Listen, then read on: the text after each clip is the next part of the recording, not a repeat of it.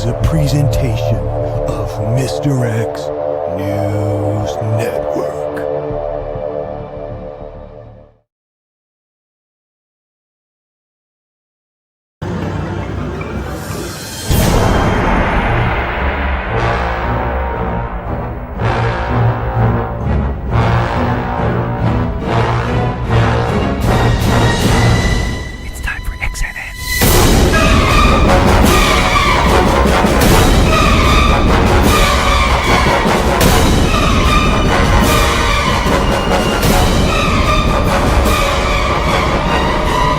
Objection! I said I didn't do nothing!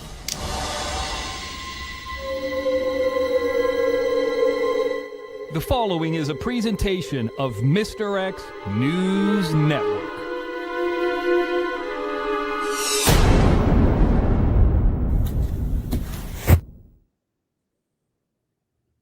It's Mr. X News Network. I'm back in the home base studio. I'm ready to go. Man, that traffic is bad out there. But I was in Atwater Village today. That is the third IRL I've done in this month. 2 at the Palmdale location and 1 in Atwater Village at EcoSet. Now, I don't know what people are expecting. They're going to be about 10 to 15 minutes long. Nobody chased me out. That's not the way that it works. We'll talk more about that here in a little bit. Mr. X News, we're ready to go. Starting off with 185 strong, the second show of the day. Nobody's hiding here. We're wide open. I'm back in the studio, and I want to say hello to a few people, if I could. I think I got something in my ear. What's in my ear? I don't know. Fuck. What's up to everybody? Let me say hello to Steffi. Steffi got your emails. Steffi, be careful with that email that you got about that lawyer. That might be a scam. Texas Granny, Miss Texas, Squirrel Sandwich, Barbara Buffalo. There's a lot of people here. Did I see Johnny earlier? I don't know. I did see Rainbow Melon. I saw Kathy Fagan. I saw Mean Green. I saw Donkey Dick. That's right. Hold on. I got something in my fucking ear. Is it hair? What is it? There we go. There. Fuck. Okay. We're live. Now, did you like my new friend? Did you see the new friend out at the property? This thing's pretty big, man. This thing's very big. The new friend, I don't know what his name is yet. He is not part of Kyle the Coyote. Maybe it's a girl one. It's only 15 seconds, but this happened late last night.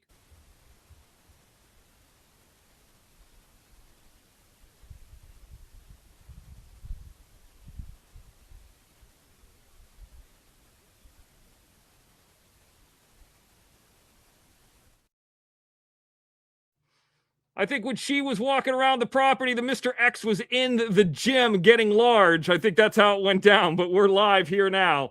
A lot of different shenanigans going on. So many things going on. Yes, cute little one. That's right. Number 10. That's right, Texas Granny. Already at number 10. How you doing is here as well.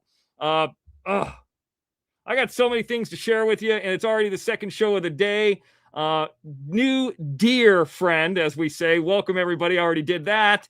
And say hello to some people. I already did that, too. I mentioned the traffic was bad. It was real bad. I was having to drive around Chavez Ravine, where the Dodgers play. The 110 was horrible. But driving back on the 10 actually wasn't, coming to the west side. If you guys don't know what the special live was today, and who that was from, and we'll get into all the super stickers and super chats from the previous show that I might have missed, cash apps and all that kind of stuff.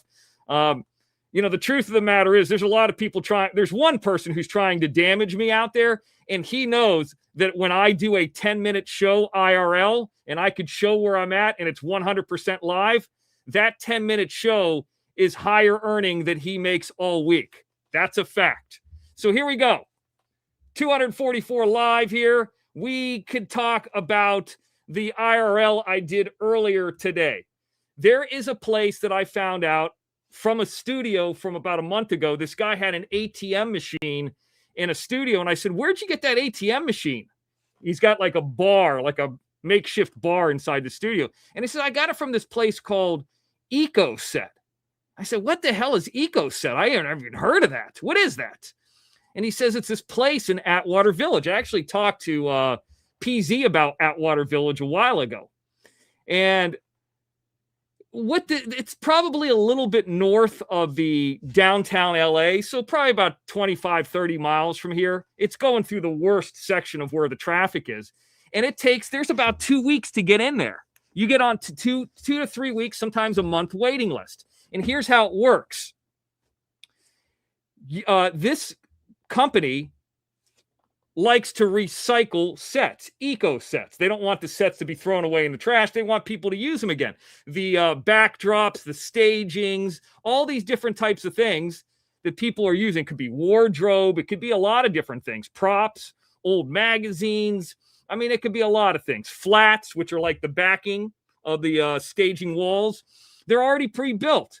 So studios pay this company money to come and pick up the trash that they're not using at the end of a filming set or a filming session. And they have it there. Now, depending on what day you go, you never know what you're going to get or what's going to be there, almost like a thrift store. It costs $30 to get on the waiting list and then $10 per each additional person. So $40 for me and a special friend to go with me. And what happens is this. It's free. It's take as much as you want. And if you don't have enough room to take something, then what happens is you could put a little sticker on it, and within 2 or 3 days, you can come and pick it up. So I'm live. I'm doing the good thing. I'm having a good time. I'm showing, and I could only walk around the place so many times. I think I walked around it 3 times. And I looked at all the different stuff. You could go and check that out on Mr. X News Network earlier today. I ended up picking up something called a few things. Something here called a hush box. You see that right there? A hush box. That one that actually was built. I picked that up. What is that? Well, people put an air conditioner in that, or people put generators in that, and it keeps even the crystal sink generator quiet. It's a hush box. So if you have a loud generator and you're trying to record audio, well, there's padding and foam inside of it, and it's already set. So it makes things a lot quieter. That was worth the $30 right there. Also got some wardrobe, got some LED lights that I might try up here. We'll see. Got some other backings. I got all kinds of stuff. I mean, literally, the place was filled. I got these fake looking TVs, which I've been looking for a lot of TVs, and I think I got enough. Some chairs. Could always use more chairs. And then some, what are they called? The metal. I think I wrote the name down. It's a construction thing. I don't know why I can never remember the name.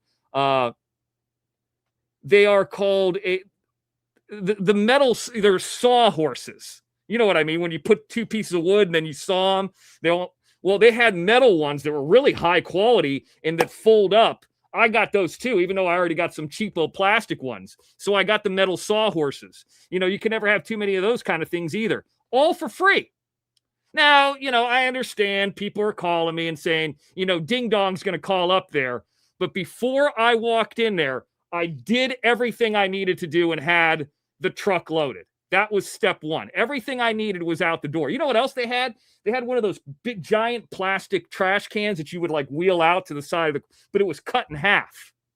And I was like, I think I could use this for something. Like whoever used it in the production before cut it in half. It actually looked like kind of a hatch that you could crawl out of. So I was like, okay, well, this is pretty cool. I couldn't fit it. I had no room left. So I get through everything, pack up the truck, no more room. They even had movie posters. They had a Star Trek movie poster. I didn't care about the movie poster, but the framing of the movie poster was real nice. All kinds of stuff. So, like I said, I get in there and I say, I go through everything. Now, like I said, you got to pay $30. You have to wait a couple weeks to get in there. $10 for each additional person, and you got to sign a waiver. It's like being in a construction site or a warehouse where something falls on you or you get glass in your eye or whatever it might be, it's on you. Everybody who walks in there has to sign a waiver that if you get hurt, it's on you. You tear something, you're not wearing gloves, it's on you. So I told the guy, I said, here's what's going to happen. And I asked him first, I said, do you mind if I stream this live? He goes, yeah, absolutely. Absolutely. I said, here's what's going to happen though. It's not going to be recorded. I'm going to do it live, legitimately. and you will get a call. I guarantee you'll get a call. And he goes, oh, who's going to call? It's just this guy named Jim. He's just, being an idiot. He's trying to be funny. He's trying to make some money before the NFL games kick off. The Steelers game went under the total last night, so he's probably minus again. So I said, he's probably going to call. It's going to be an 813 number or 618.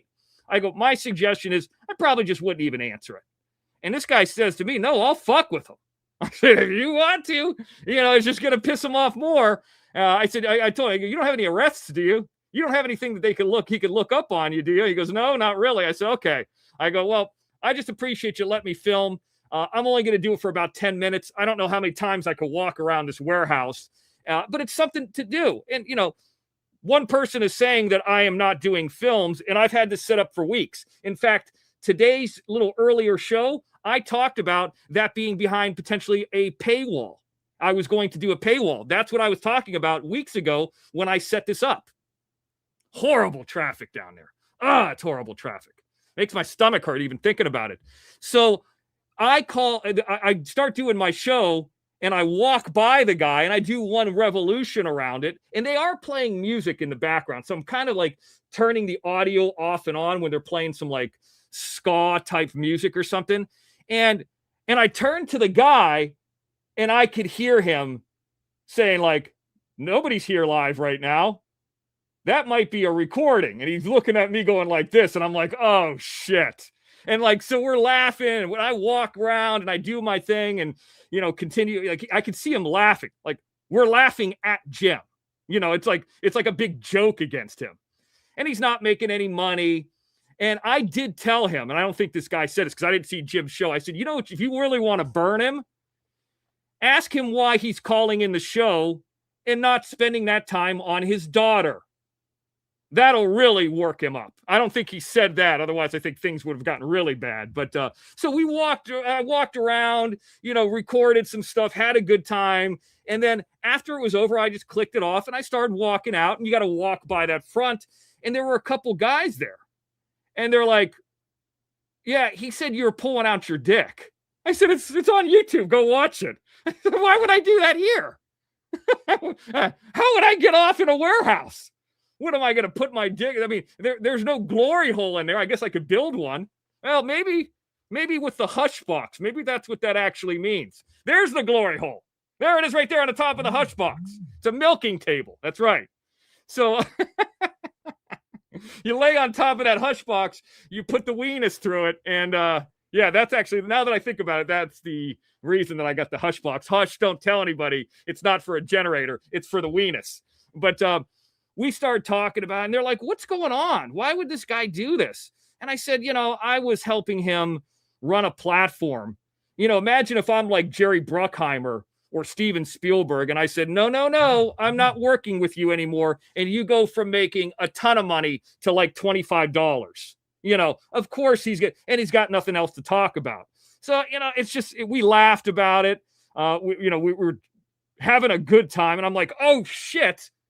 It's fucking getting to rush hour. And across the street from this place, PZ, if you're out there, there's a giant Goodwill. And I thought about just keeping the recording going, but I shut it off because I was like, well, I know Jim is calling that place. And if he could look across the street, he could call the Goodwill. And I don't know the people at the Goodwill as well as I know the people at EcoSet. So, it's like, you know what? I'm not going to do that. I've already done it for 10 minutes, and I don't even know how long I'm going to stay at Goodwill. So I walked into Goodwill. There wasn't a ton of room left for anything anyway. PZ, they had one of those things where it was like tables of all the clothes you could go through in one section, and another section was like all the electronics and stuff.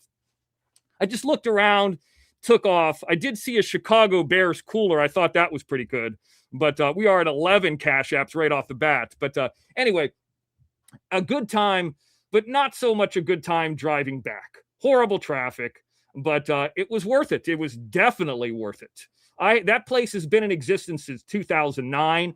I have built flats, the backdrops at my property. And if I would have known about that place, I could have just drove a truck up there, took theirs, and left. The only thing that I don't have is, the flat is like a wall, like you put the walls up or whatever, and is the legs that hold it up.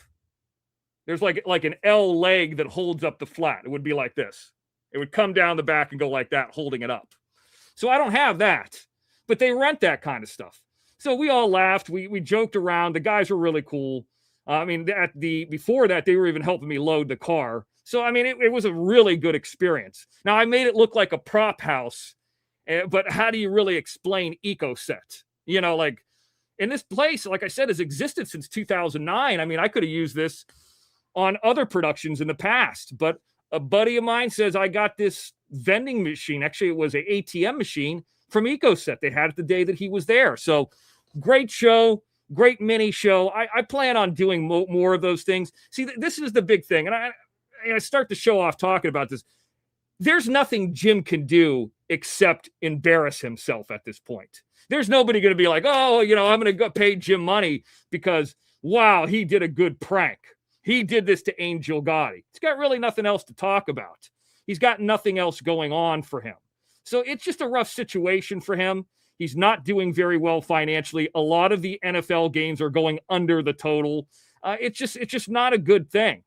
This harkens back towards, me working different jobs in my life. I've even heard Watcher of Crazy talk about the pauper's grave and say, I don't understand this. Mr. X has got Segas and computers and internets, and I would have known what was going on in that household. Well, this didn't happen recently. Those stories happened like in the late 90s and early 2000s. I rented a house. I lived by myself. I had all those things on my own. Jim was the one who was living rent-free, not me. So I had computers and Sega and internet and satellite dishes. Meanwhile, if you go and look at Jim Terry Music and you go to the 2011 photo, you could see the trailer that Jim lived in behind Jim Terry Music. It's still there. It's the first photograph that's on the Google Earth. You could see it. That's the one he got arrested in. And I used to argue with my dad. I would say, listen, why are you... I guess one of the things Jim told these people is that I'm a thief.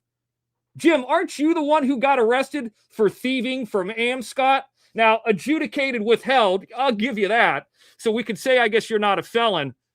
But you did cost your dad tens of thousands of dollars. He paid for that. You're the thief. You didn't steal from Amscott. They got paid back. You stole from your own dad. You stole from him. You stole from him in rent and this. And so you're going to talk about a thief? How can you steal something when it's free? What are we talking about here? Literally, the place gives you the stuff for free. It's like a recycle place. What a fucking idiot.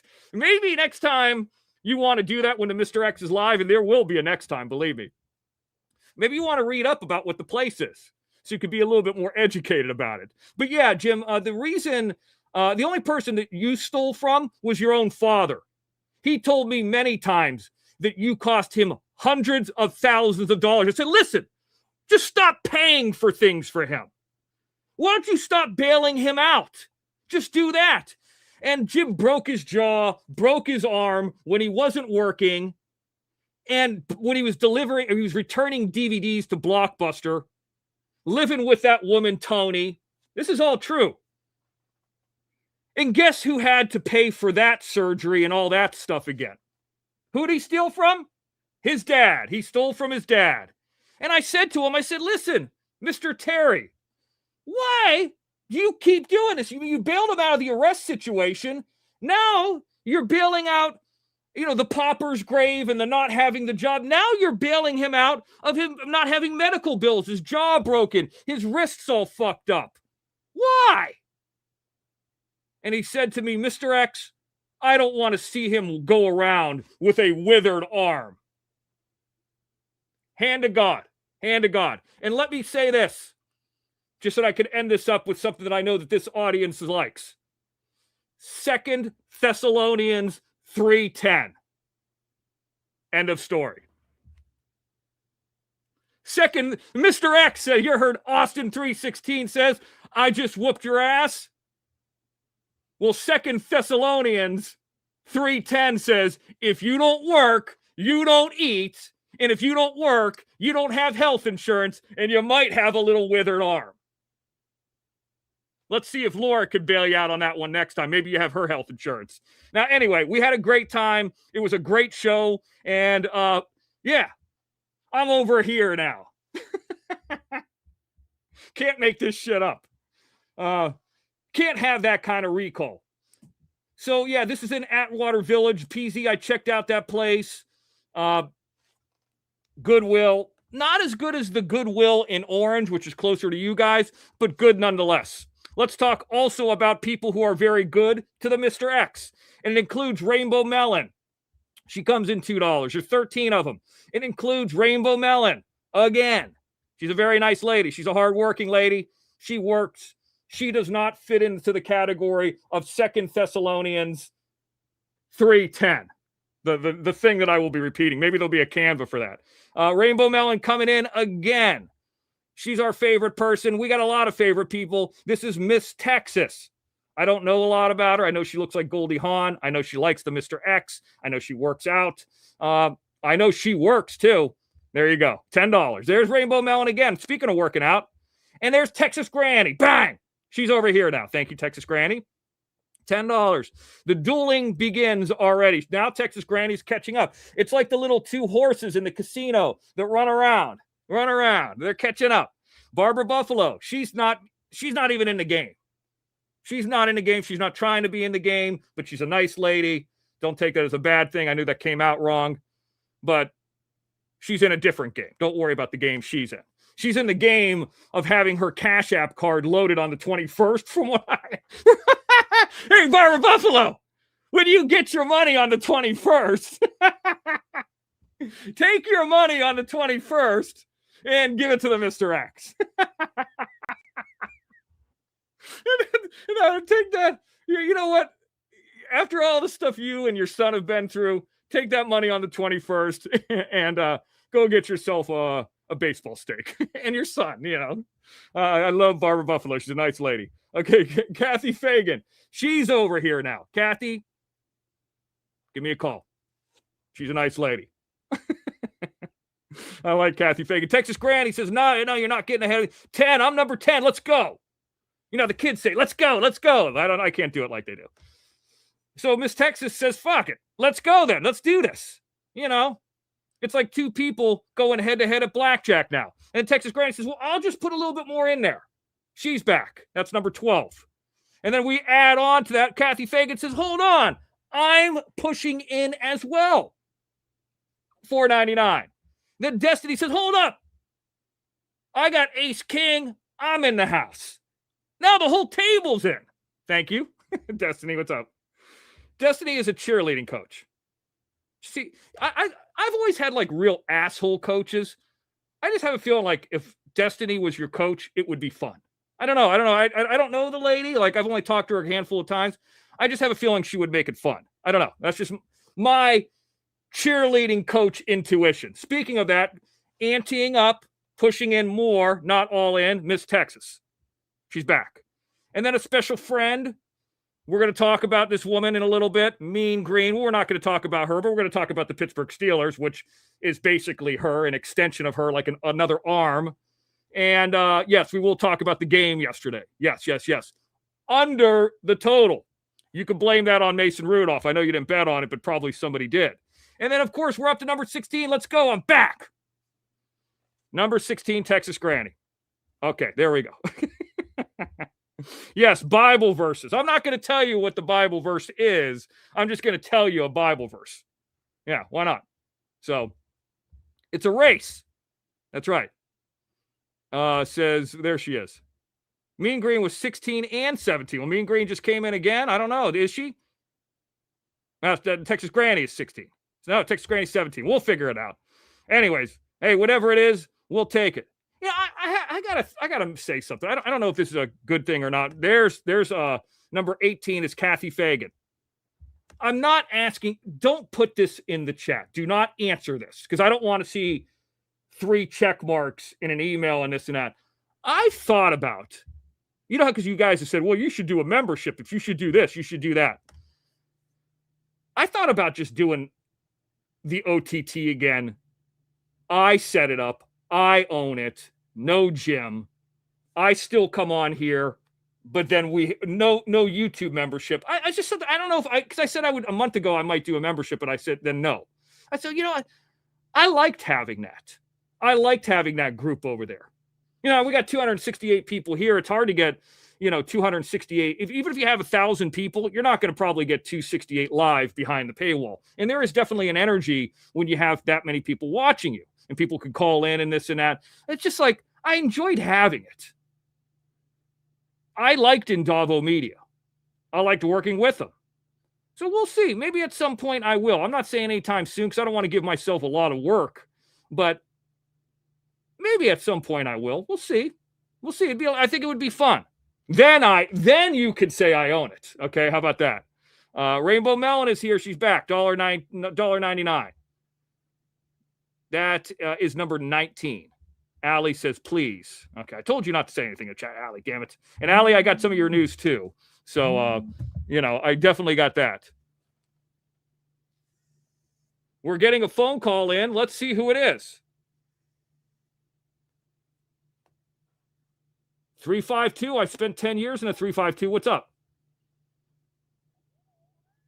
Who is this? Who is this? Who's that? From the what? Where?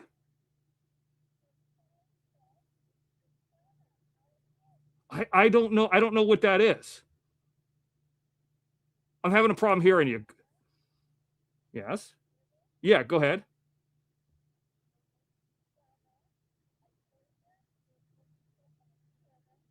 Okay, hold on.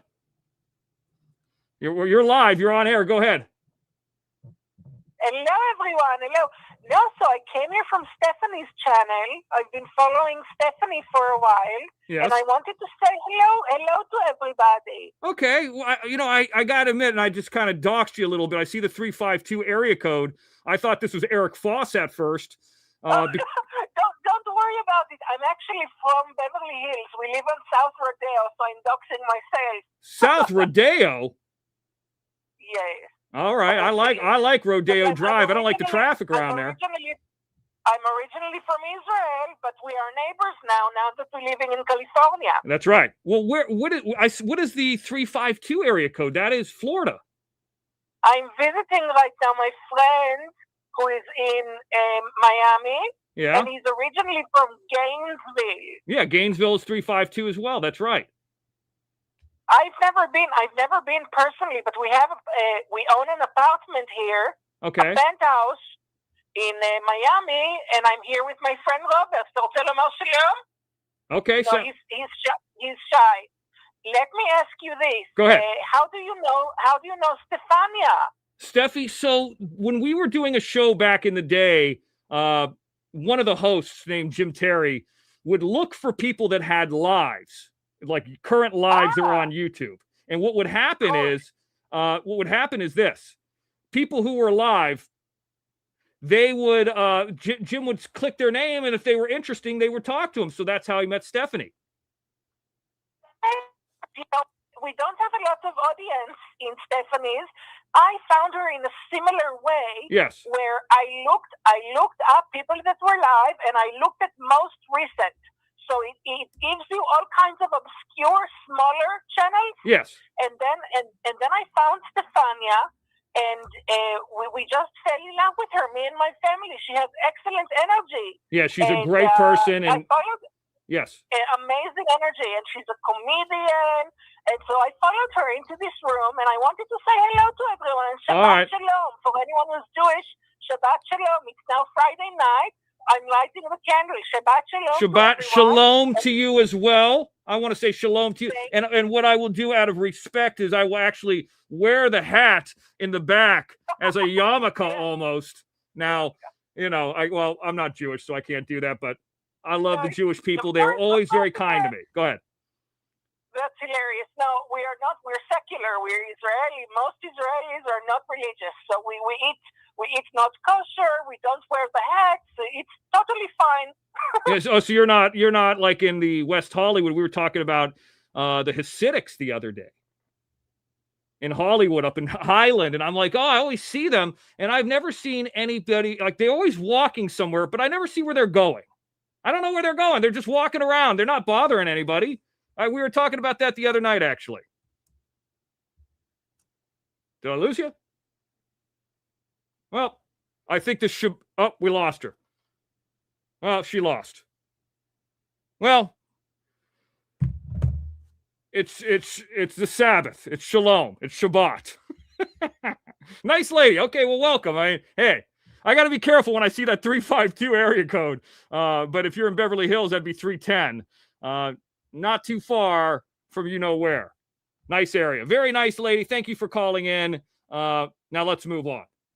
If you're from Beverly Hills, you got some, some scratch, big time. Now, light a candle after the Mr. X walks out of the bathroom. That's what you got to do. Now, listen, especially after this happens. Mr. X has got to go drive to Atwater Village. Yes. Well, if I ate this the night before, Monkey, there's the Mr. X. Texas Granny sent that to me. If I ate that the night before, chances are you're going to have to light the candle. Now, we're back. Okay. Very nice lady. I'm always, after all the shenanigans, you guys couldn't hear her talking at first because I was really screening the shit out of it, because I couldn't understand exactly. It was hard to hear her a little bit. Maybe that's my fault, but she's a nice lady, and I'm glad that she's here with us. So thank you for coming over. Yes, Steffi, she's here as well. It's nice to meet new people. I'll take what I could get, And speaking of taking what I can get, let me say thank you to Miss Texas again, number 20, and Texas Granny, number 21. They're still going at it. It's a chat duel. But I will take it. Somehow I'm benefiting from it. But hopefully you're benefiting from me being here twice on Mr. X News Network here on YouTube. And even though these nice ladies are paying the freight, and probably there's dickheads out there like Dale C watching the Mr. X for free and complaining. Dale, the thing is, Jim complained a lot about you. I never really complained about you, but you fence riders are welcome, I guess, to be here as well. What's up, Adele? What's up, Wyatt Earp? They're in the house. More and more people trickling in. They're going to say they're bots, but I see real people. So, yes, some sad news. There is some news. A couple years ago, when Jim was getting beat up at a football game in Michigan, he had a game that day. And later on that day, I went to a higher level of professional football, the XFL, with Dr. Bailout at a place in Las Vegas called Cashman Field. And there is news that Cashman Field is being sold. Actually, right below this H here in lights, the word lights, I sat right there on the first row. This is in Vegas. Cashman Field is a minor league baseball stadium where they had the XFL. It's the one and only, I think it was 2022 or 2023, 2023, where I saw the XFL. It has been sold to the venture capital group called Home Builder Learner. To them, I would like to also say shalom. There you go, shalom. I don't even know what the hell I'm talking about. But, hey, we're talking the Bible. We're talking the Torah. Next thing I'm going to start talking about is... what's the Muslim one? Why can't I think about it? Why am I dropping that? Why am I forgetting it? Now it's going to bother me, damn it. Not the Torah, not the Bible, the Quran. Yes, I got to start quoting. Sorry, I got to start quoting respectfully the Quran, or actually probably somebody will show up here. Anyway, Steffi, yeah, let's not forget about Steffi. That was a friend of her shows. Check out Steffi. She pops up. She does, a little bit different stuff, weird stuff, fun stuff. She's got a good chat over there when there's a group over there. Sometimes she goes on later. Don't forget she's on the West Coast, but she is a real nice lady. She's been on the show. She's done a lot of skits. The Quran. That's correct. Thank you. Thank you for that. Shalom to you. Yes. Yes. Yes. Yes. The Mr. X likes Beverly Hills too. All right, moving on here. Monkey, bring that up. What are you doing? Tell this monkey in the back to bring up my, there you go. Okay, well, shit. What's wrong with you? People don't know what they're talking about. Yes, that's right, Steffi. It's very fun. Now, we talked about that. Now, speaking of Las Vegas and the XFL and Dr. Bailout, we'll put Dr. Bailout to the side. I talked about Las Vegas having a special $200 slot play, free play at Treasure Island. Remember Treasure Island with the pirates and the yada yada and all that stuff? Well, man, this whole thing with Treasure Island, it turned into a fucking zoo, a bad zoo. Wait a minute. If you're lighting a candle and you cannot use any electricity, how are you watching the Mr. X? Now, is Jim at your window with a phone? I don't know. If it's Shabbat, well, work might be a couple hours away. Shabbat Shalom? I don't know. I don't even know what the hell I'm talking about. All right, here. Let's get to something I do know something about. It's Las Vegas. 5-hour line. One of the longest lines in Las Vegas history. Everybody's waiting for their $200 in free play, which will probably cash out to about $50. And then these people will piss it away in the slot machine right after that. It's reported 5 hours as of right now. Wow, that was a couple days ago. It's one of the biggest viral promotions that I've ever seen in Las Vegas. I mean, you know, I cover Las Vegas a lot. I like to go out there. But then this happened. Even people I know, like, we talked about William the other day, Texas Granny. I was actually in his show last night saying hello to some people. I caught back up with him, but he didn't even know about this promotion. If Janelle was still in Las Vegas, she should go over there, I would say, and be involved, but it's too late. The breaking news is Treasure Island's viral $200 free play promotion has been canceled, according to casino.com, casino.org, just after 3 days. 3 days. Well, everybody was talking about them. Now that place is a fucking ghost town. Too bad. Oh, my God. So that is the end of the viral promotion. Now, let me take myself off and make myself small because I got something to share with you guys. Now, Mr. X is always working. You know, it was Monday, XNN, Johnny Yarborough, Tuesday and Wednesday. Nothing going on Thursday, not live at least. But something did go on that I promised that would happen. See, unlike these, you're going to get this show behind the paywall. You're going to get this. You're going to get that. And you get nothing. Well, with the Mr. X, when I say I'm going to do something, as you know, it always happens. So I did go to the Spirit Halloween store. Monkey, bring that up right now, Monkey. Fuck. It's not coming up. It's too big of a codec. Monkey, bring it up in Google Drive then. Hold on. When I say the monkey, I'm talking to the producer who's running the show. Obviously, I'm not running everything and hosting everything at the same time. I have a producer who's doing that. The producer is just known as Monkey. He doesn't really have any true skills. He is somebody that is living in the shadow of the Mr. X, somebody who wants to be like the Mr. X, but he is not the Mr. X. And he is somebody that says if he had a child that had some kind of medical situation, this monkey is saying that he definitely would sue and just wouldn't talk about it. But that's just him. All right. Thank you, Monkey. And just know, Monkey, if you go away, I could still run everything. Okay. Hold on. Bring it up. It's right here. Okay. I'm getting it. I'm working on it. I'm working on it with the monkey because I can't bring it up. I had it on the desktop and it would not come up, so I could do it this way. Yes. As you guys know, I love Halloween. I know you guys love Halloween. I know you guys got the kids and the grandkids and you love to go around with the kids. And when you see that first leaf falling, you know everything's going to be pumpkin spice and it's a good time of the year. But yes, I was at Marina Del Rey. Monkey, make it bigger. And I was at the Spirit store. And I might have to turn some of the audio down here. Let's turn that down here. And got a good glimpse of what's in the Spirit store this year, including this giant pumpkin man that scared the shit out of me. Okay, right off the bat. And of course, we have Mike Myers. Mike Myers is there. I don't know. Am I going to get copyright? Mike me. A fan. He will stab you. It's creepy.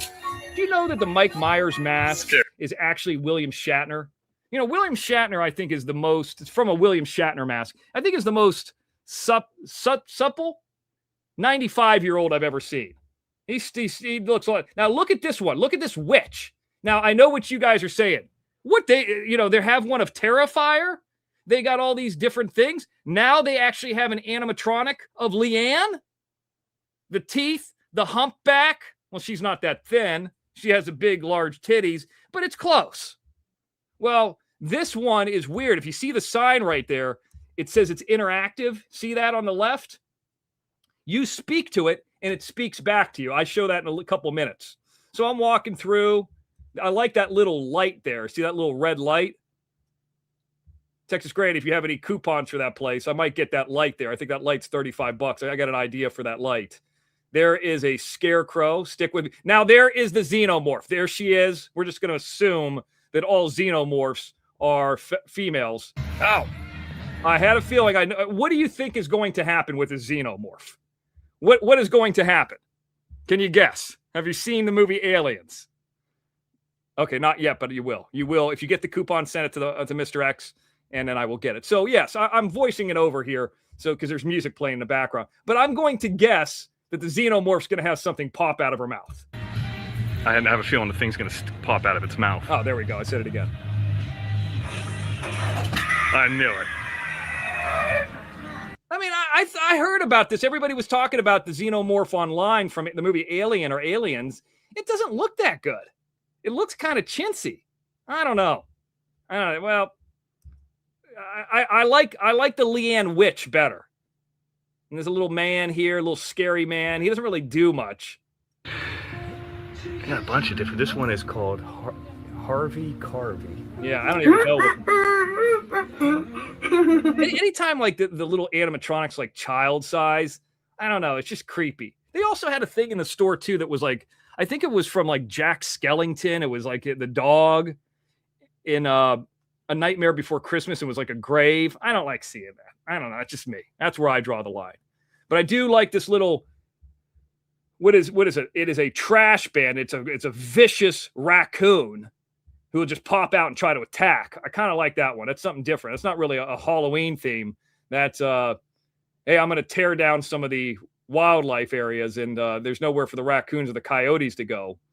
And now they're biting somebody. Let me tell you something real quick. Speaking of coyotes, before I got it, I spoke to a very high-level person in, let's just say, Los Angeles County government.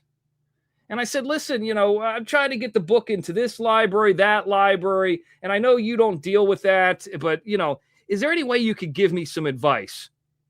And this high-level person, I'm not going to say the name because I don't want people harassing this person, emailed me back today and said, Mr. X, I know you've been in the area for 20 years. I know you're an athlete. I know everybody knows who you are. You are like the mayor of Playa Vista, essentially. And people still look up to you from your time in Playa del Rey. I know Dr. Buss lived in Playa del Rey. I know that Roseanne Barr lived in Playa del Rey. But the Mr. X is more known than them, by far. It's not even close. Didn't Kanye West's mom pass away in there when she got liposuction? They're still talking about the Mr. X down there. I love Toes Beach. But yeah, I heard from a special person in government that the Mr. X read it out to. Don't make any guesses. And this person might be helping the Mr. X. We'll see. They have requested a book. They will be sent one. Okay, now listen. Hey, you know what else? Ma'am in Beverly Hills, would like to get the book into Beverly Hills libraries too. Let me know if you got any contacts over there. Shalom. Now, all right, enough Jewish references for one day. I'm done. I'm done trying to fit in. I don't like Wally, the wind-up child clown. I don't like. There's a little creepy spider that pops down. I know. We're spinning around, spinning. I don't know who that witch is, but she bends over backwards, and it gets very scary. And then if there's one of those guys where he leaves out the candy. So I'm looking around here, and then I realize this thing here, this Leanne-looking thing here, is you speak to it. It's the first ever animatronic that they've had where they respond to you. Like you say it a couple words to it, and it'll respond to you. Check this out. I'm interactive. Listen to me respond with one word, following keywords: luck, power, love, money. If you'll succeed, I'll continue the conversation. So guess which of the words luck, power, love, money, which one I'm going to say to it. Ray, you look lost. I can help you, but remember my... You served my daughter with malicious intent. I stole your content. I didn't do anything. No, my husband, he didn't. Oh. Hold on, let's back it up a little bit. My bad. I got confused there for a second. Here we go. I can help you, but remember my spells come with a hidden cost. Tell me, do you want love, power, money? Money. Money. Mr. X says money. Look at her. She gives the Mr. X the evil eye. So what do you want? Money. Well, I tell you this. I didn't win the fucking lotto. I didn't win. Somebody in Tennessee won it. I didn't win it. Now, if that ends up being Barbara Buffalo, I'm going to come there. I'm coming there, Barbara Buffalo. I want $1 million. I want $1 million. I want $1 million, Barbara Buffalo. Now, I know you got family and kids and all that, but if you hit that $1 billion jackpot, I could at least get $1 million. At least. I didn't do nothing. I deserve the $1 million. Okay, get back to this. Money. Didn't do it. Wealth is tempting. I will cast a spell for what you seek, but beware. Some debts you can never repay. It's a creep. Yeah, that was fucking creepy. I don't know. It just starts talking back to you. I don't know everything that's going on, but I know I don't like that. So anyway, I'm minding my own business. I'm looking at this thing. And I'm like, oh, that's a pretty cool prop. Then this thing scared the shit out of me. These books are moving around. It's supposed to be like for Camp Crystal Lake, which is Friday the 13th, which is Jason Voorhees. I mean, he's like an undead monster. He's not a ghost. You know, what is this? There's no books moving. I mean, you guys got your shit wrong. Get your shit right, Spirit Halloween. What's the matter with you? Okay, move on. Yeah, it's supposed to be like upstate New York. Now, I tell you what, a couple years ago when everything was on sale, I always do a show for people who are new to Mr. X News Network and didn't miss me on the hundreds of shows that I have had on the OTT, JTTV, OTT. We're at like 430 something shows every year. After Halloween, I go to the Spirit store when everything goes on sale. I go live, and then I buy a bunch of stuff that's on sale. Last year, I got an urn. 1 year, and I walk around here, I got one of these T-shirts. It was like a Grim Reaper, and it says, creeping it real. Creeping it real. Like keeping it real. And I tell you what, their T-shirts, I think that's one of my best T-shirts that I have. It fits me. It like this T-shirt that I have on makes me look like a bodybuilder. Like it just, just some T-shirts and some clothes hang a different way on you. Like you can wear a shirt and you're like, wow, I look fat in this.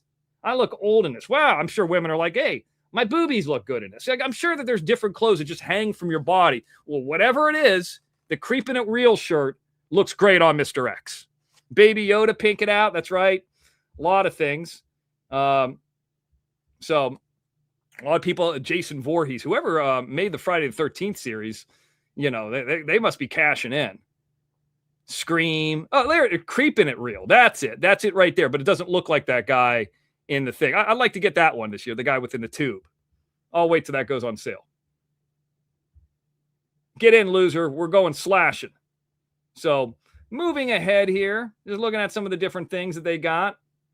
Getting into the Halloween season. NFL is back. Halloween is back. Speaking of Jason Voorhees, there he is. There is the voice changer that I got a couple years ago. I actually got that. I still have it. And some of the kids stuff, stuff, sorry, it's swinging around like that, but I think it gets a little bit more stable here in a second. But let's turn the audio on. Let's see what I was saying in a moment. Oh, these are all Fortnite. I was like, what the hell is that shit? What are those like blow up ones? Yeah, I don't know what the hell Fortnite is, but the kids love it. There's Dana Nicole, Art the Clown. Dana Nicole loves Art the Clown. She dressed up as Art the Clown a couple years ago. Okay, I promise I get a little bit more organized here in a second. I was at a studio the other day. The studio that I found out about the Eco set, and they had the skeleton fog machine. I was like, you got that at the Spirit store. Well, if it makes fog, it makes fog. I guess it doesn't matter. That's all that matters, is that fog comes out if that's your goal. It doesn't matter if it's a cheap one. Strobe light, I got that too from a couple years ago. These things are always cool. I have a feeling these things are going to get a little bit more high-tech in the future, but they're not very scary at this point. We'll see. All right, stick with me. Now, little creepy baby. I don't like that creep. Look at him. Baby zombie. Look at that one. See, I don't like when it's the baby or the kids. I don't like that. The baby Frankenstein. I don't know. It's creepy to me. But I do like that light switch, Texas Granny. You got the coupon, that light switch animatronic activator thing. See it right there, the red one? The Mr. X might have to pick that up. Yeah, so you can see I got the eyeball. I'm not asking you to buy it for me. If you have the coupon, I think it's $34. I'll take the 10% off. Chances are I'll get it before it's gone. Now, let's move on. There's only about another minute here. And they have some other things here that kind of are popping up and making sounds. These are ones that if you go by it or touch it, it makes a little sound.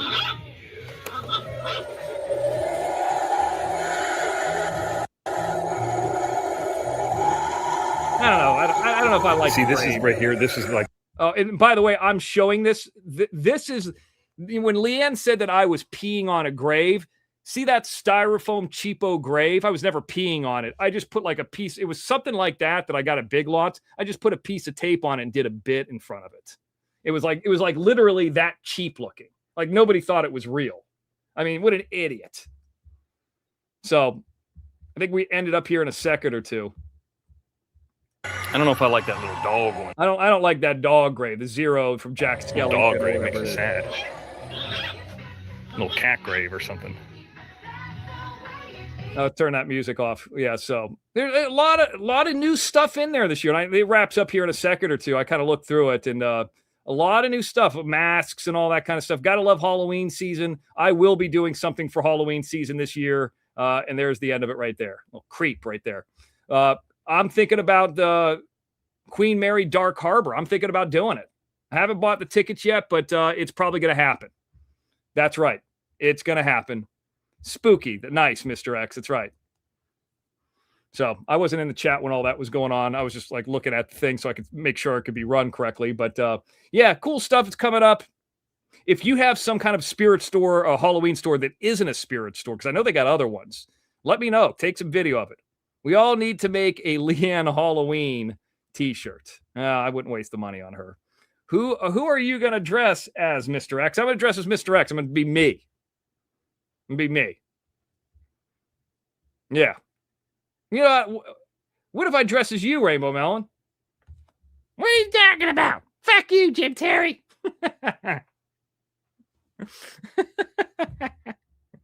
Fuck you, Jim Terry. There we go. Monkey needs a raise. Number 22, Texas Granny. She might be leading the race there. I don't know. We'll see. I think when the cash apps pop up, I think that's going to become a different story. But Tabor round 2. Well, actually, I've already done. What's up, Eric? Trick or treating twice, and I don't know if I'm going to. That's like something I do every other year. Like I did it one year, last year, or the year after that, I didn't do it. Then I did it last year. I thought about it, and ma'am, I didn't get. I know you mentioned your name a few times. It was really hard to hear, but I know you mentioned. One of my dreams is to go trick or treating in Beverly Hills. Yes, a bunch of kids, and then somewhere along the line, as we go into producer's house, I am dropping off either scripts or treatments. Well, I'm a producer too, but trick or treat, and then I'm like 6'1". I'm with a bunch of kids. Are you Jerry Bruckheimer? Yes, son, I am. Mr. Bruckheimer, you take the script from the Mr. X? Wait a minute. You're not 5, you're 47. You got that samurai priest vampire movie out there. What are you doing here? You don't need any money from me. Why aren't you my next door neighbor? Maybe I am. Bad mojo. Yeah, maybe. I don't know.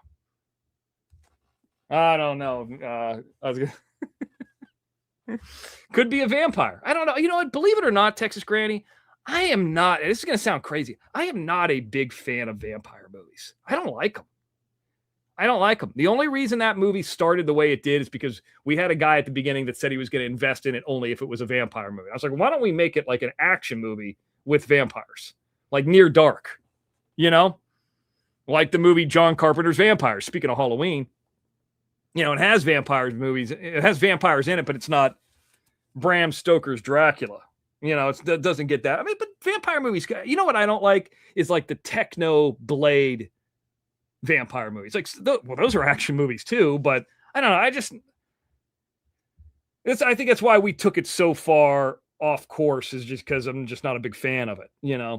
I do, but then again, I do like Bela Lugosi. I do like a lot of that stuff. So showed the Spirit Halloween store. I tried to go to the Westchester one. It wasn't open. When it ended up in Marina Del Rey, that would not be a good thing if I was there live right now, because then people would be pranking that place. But probably not, because the NFL's on. And, well, maybe the games aren't going over the total. If you got the Bucks, you're losing right now, or you lost. I don't know. Get the newsletter. That's right. It's free to sign up. If you guys don't know, I send it out twice a week, Sunday and on Thursday. Email me at mrxisnotlooseScunt@gmail.com. What I do is send an email out and just kind of give you the times. This is when I'm going on live. Here's the link. It's like my TV guide. It's free. All you got to do is just email me and tell me you want to be on it. I add people on it all the time. And that also helps me too with, in a scenario, if I would ever get banned or struck or something like that, it puts me in a position where I always can kind of get a hold of the core audience, no matter if it's YouTube or not. It's a great thing to have. I've had it for years. That one is mine. I have that one. Here, bring that up there. There we go. Okay. Yay, about an hour and a half to go. Then you're out of there, Rainbow Melon? Good. Good. Do you dress up at work, Rainbow Melon? Do you go into work? Like, is there a special day? Whoa. What? No. You dress up. Maybe that's, Kathy, maybe that's what Rainbow Melon needs to do, is dress up like a dominatrix. That could be, that's possible. Yes, you do. Yes. Do you know what you should do? It's like be a cowboy, cowgirl for you, obviously. You go in there and you carry a gun on you. Because you're in Detroit, you might as well, well, this ain't the Old West, this is Detroit. I'm like, yeah, but you should have a gun. By the way, had a conversation with Mr. Rule the other day. Got a chance to catch up with Mr. Rule. He says, call the Mr. X, Mr. X, call me every once in a while, keep in touch. Speaking of guns, he's a big Second Amendment guy. Big Trump guy, by the way, Mr. Rule. You say that there's not any Republicans in California. That guy definitely is one. He named his daughter Reagan. Good guy. I don't care who he votes for. I just care if the guy does his job. It doesn't matter to me either way. That's why I don't vote. But he did say, Mr. X, if I come to Los Angeles, we should go shooting sometime, like at the range. And I'm like, I'd be up for that. Hopefully I don't have to drive very far. But he also mentioned something that I thought was very interesting, and I didn't even know that was possible. That Los Angeles County does have a CCW. You can have concealed carry in LA County. And we ended up having like a 20-minute conversation about having it concealed. And going through, and, obviously California makes you do a few more things. You got to take a 2-day class. You got to pay some fees. You got to register whatever you're registering with, and that it can be concealed with the sheriff's department. But yeah, it is legal. And I was like, I didn't know that was legal. I thought it wasn't legal in California. And he says a bunch of people sued and got it to be legal. I didn't even know that. So that's good to know. Since I don't have any restraining orders on me or anything, I'm able to defend myself properly. My Second Amendment rights aren't being taken away. That's what I think should happen with you, Rainbow Melon. Maybe you need to be a cowboy. Then you can have your rights. That's right. So speaking of having rights and things that are weird, have you guys heard about these poly markets? You know what a poly market is? A poly market, in my opinion, is a way to gamble without really saying it's gambling. Anybody ever heard of poly markets? Okay. So like, I'll give you an example. Like you kind of bet on things. Like you could bet on the stock prices. You could bet on all these different weird and odd things. Okay. Let's just look up what is a poly market. What is a poly?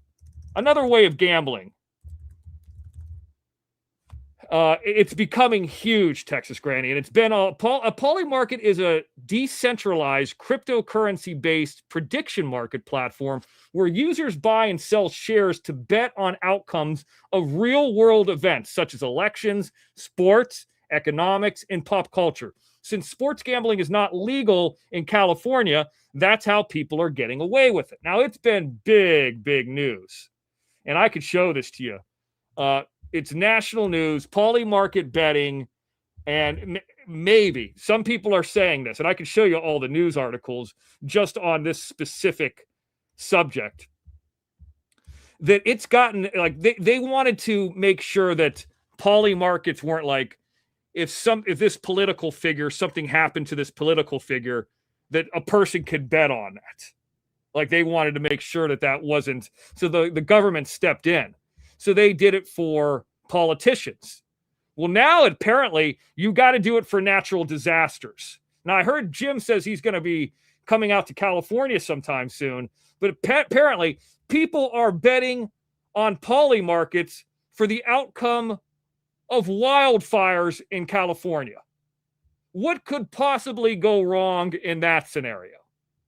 I mean, I can understand betting, and God knows I love sports betting on football and preseason.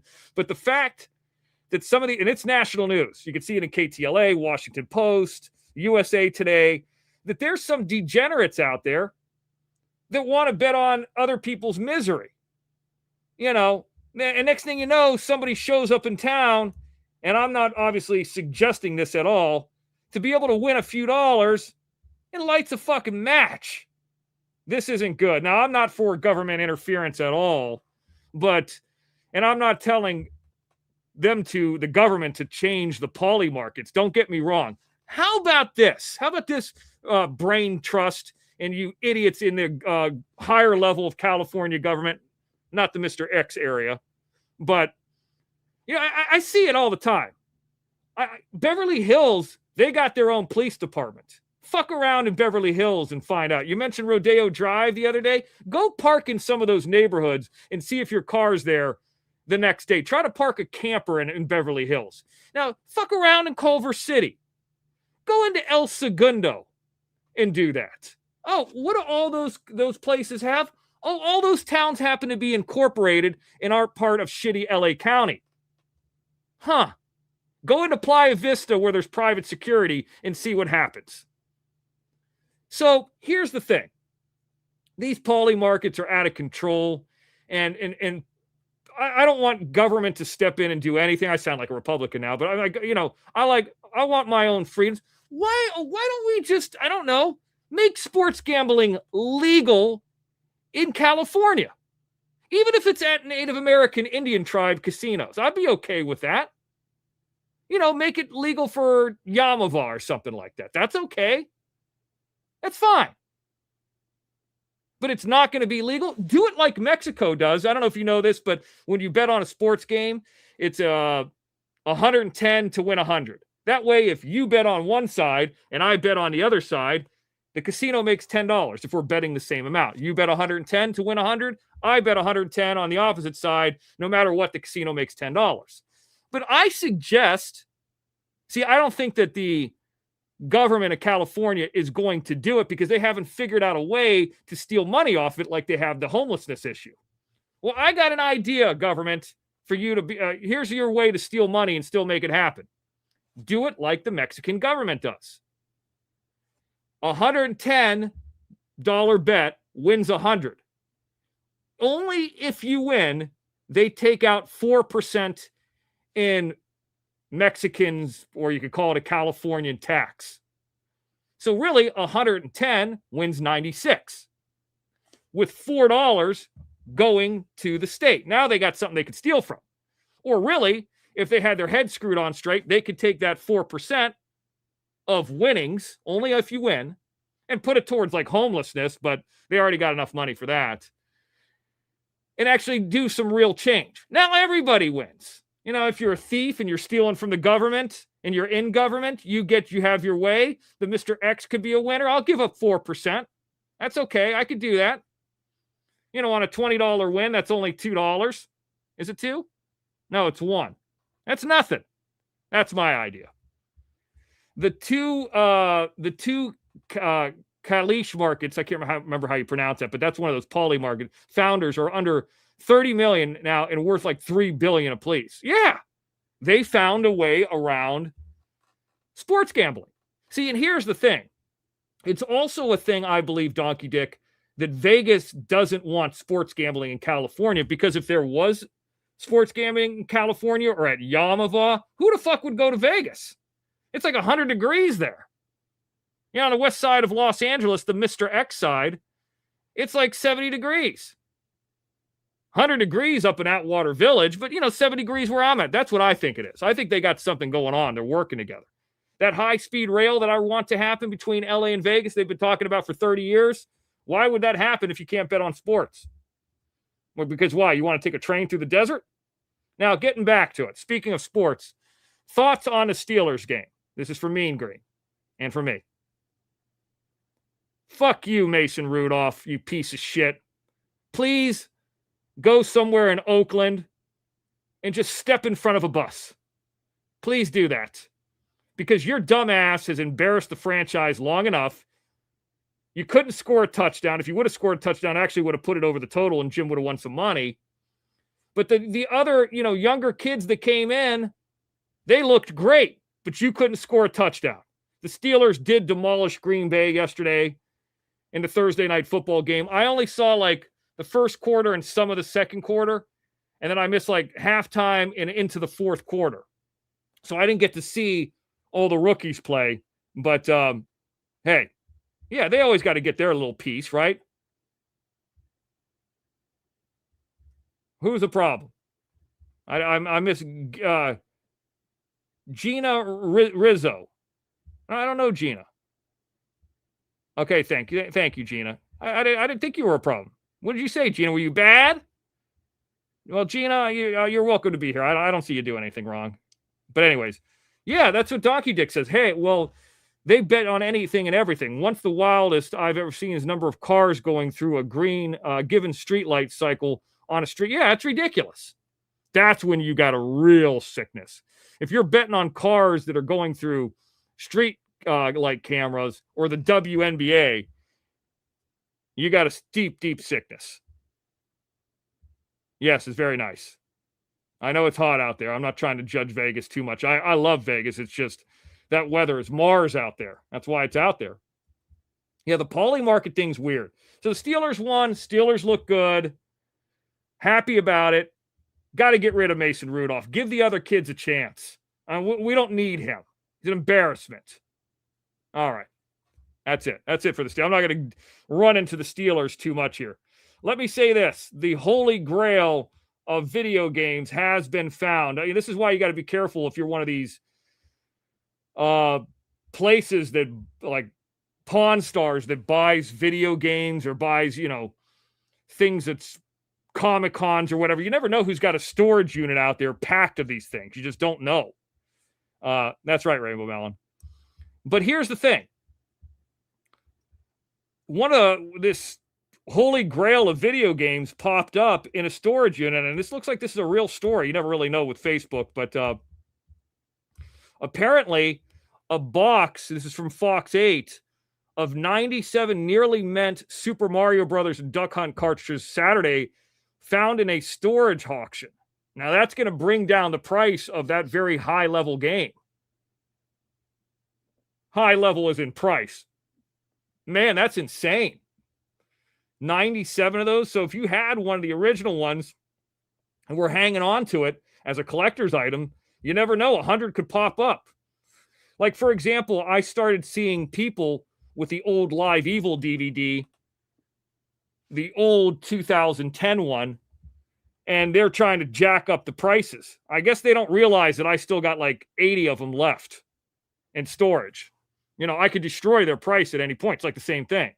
Like if they're selling them for $60, I could come in for 25, 30 easy and smoke them. Not saying everybody wants that edition. It's 16 years old, but it's kind of the same theory.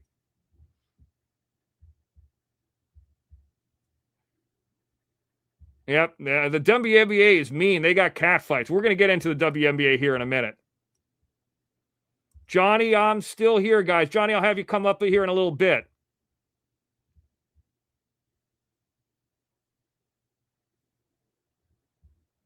Yeah, and Gina, I don't know you. It's Mr. X. And that's a one-time thing. And if you haven't been around for 4 years, that's like, it's like a pro wrestler. You refer to me as Mr. X, nothing else. You can refer to me as sir. You can refer to me as sire. These people who have known me even for 4 years that I talk to every day, even on the phone, they refer to me as Mr. X. So anything less, sorry, not sorry. You know what I'm saying? So, yeah, see it? I prefer it because here in this, when I'm doing this like this, I'm Mr. X. Get it? Okay, thank you. Fair enough. Not trying to be mean. Not going to yell at you. Not going to scream at you. Not going to do you like Jim did to Dana Nicole. Trying to be polite. You don't know me. You may call me sir. You may call me Dr. X. Well, with him, he's given a lot, Eric. With him, we just ignore it. You know what I mean? Yeah, he's given a lot. I don't know who Rizzo is, and I don't have a problem with Rizzo, but with like Ty Corbin, like I've never met him either, but like I think people have even slipped up and said it. I just don't respond to it. You know what I mean? Like if somebody says that to me, I'm just not going to respond to it. I'm just going to let it go. At this point, you understand. Yeah, it is what it is. He doesn't want to play along. I saw someone in comic book before recently at a high price. They're common and easy to get. Well, maybe that's the case. Maybe I'm wrong. Yes. Eric Murphy's in the house. Want to say what's up to him. Why is it I keep hitting that one? It keeps coming up. That's right. Mr. X is awesome. They don't want anybody else. They want the Mr. X. Get it straight. That's right. They don't want the other guy. That other guy does other things. It's crazy. He's using my name to get places is what it is. Use the Mr. X name. I saw something, I don't know, some of you guys who live up in the north that are like in cooler temperatures, I'd be curious if this is something that you would want. I looked, it popped up. It's called Ground Fridge. And I saw it. I thought it was interesting because it looks like a bunker. And this is somewhere out in the Netherlands. They don't sell these in the United States, or this company is in the United States. But they kind of sell you this little bunker.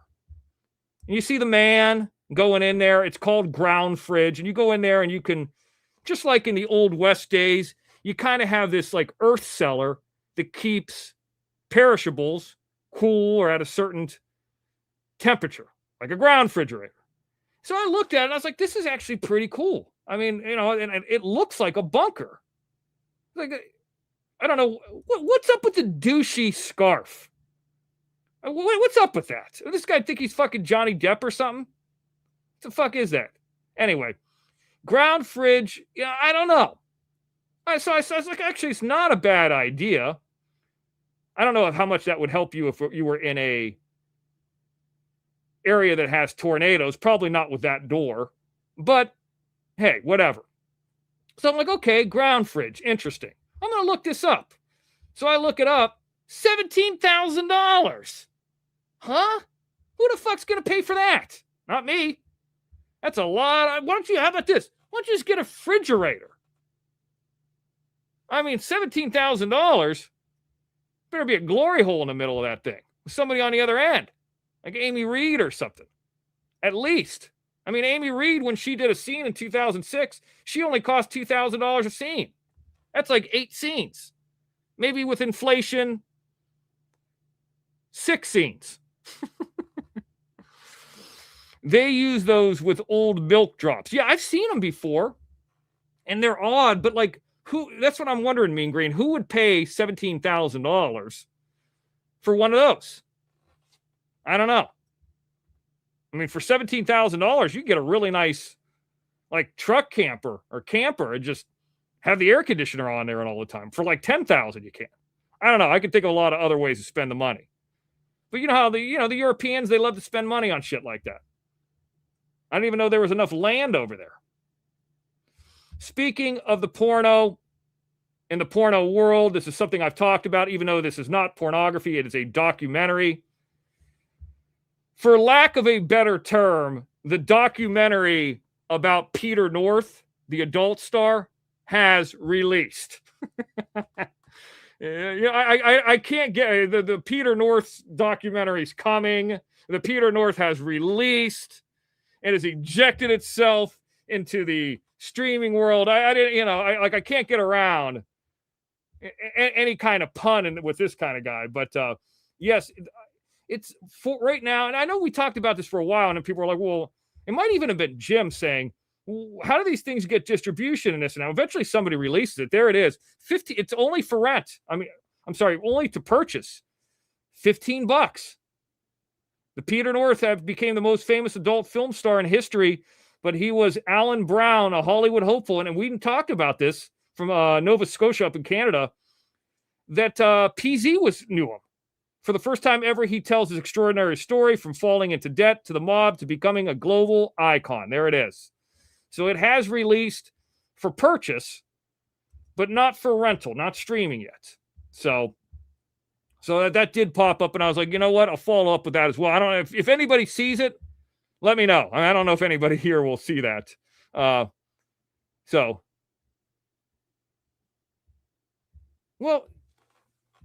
Gina, it's Mr. X here. Let me talk to you, Gina. Let me and the Mr. X and you have a conversation. I am literally up here alone. Now, I'm going to have my dear, close, personal friend of the Mr. X, Johnny Yarborough, come up. I do shows a little bit differently, if you're new. I got a call-in number, spoke to a nice lady earlier. Part of this talk show is talking.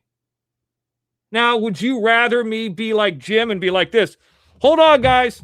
This is what I heard happen the other day. I'll be back in a second. Go on mute, take a phone call, go take a piss, have you guys sit here for 3 minutes, and then come back? Would you rather that? Or maybe I talk about it. See, the way I look at it, Gina, is I'm not mad at you. You asked a fair question or made a statement, and I'll give you an answer. Kind of edging hater a little bit, but that's okay. Let's just say you're new, no big deal. It's a talk show. And if you don't like, I talk about like 20 or 30 different things throughout the show. And kind of here's what's in my mind, Gina. Not Gina from Minnesota, by the way. There's a different Gina, I think. If there's something that I talk about that you don't like, you could go to the bathroom. You could take a phone call. You could turn on the TV. You could hit pause and skip through it. You come back later. You know, a lot of that kind of stuff. You're not interested in the poly market. You're not interested in a Peter North. You know, that's what's up. But let me tell you this, Gina. And a lot of these ladies here have hosted shows or been involved in shows. I have been live for an hour and 25 minutes right now. It's very hard. And it takes a lot of practice. Hundreds and hundreds and hundreds and hundreds of shows.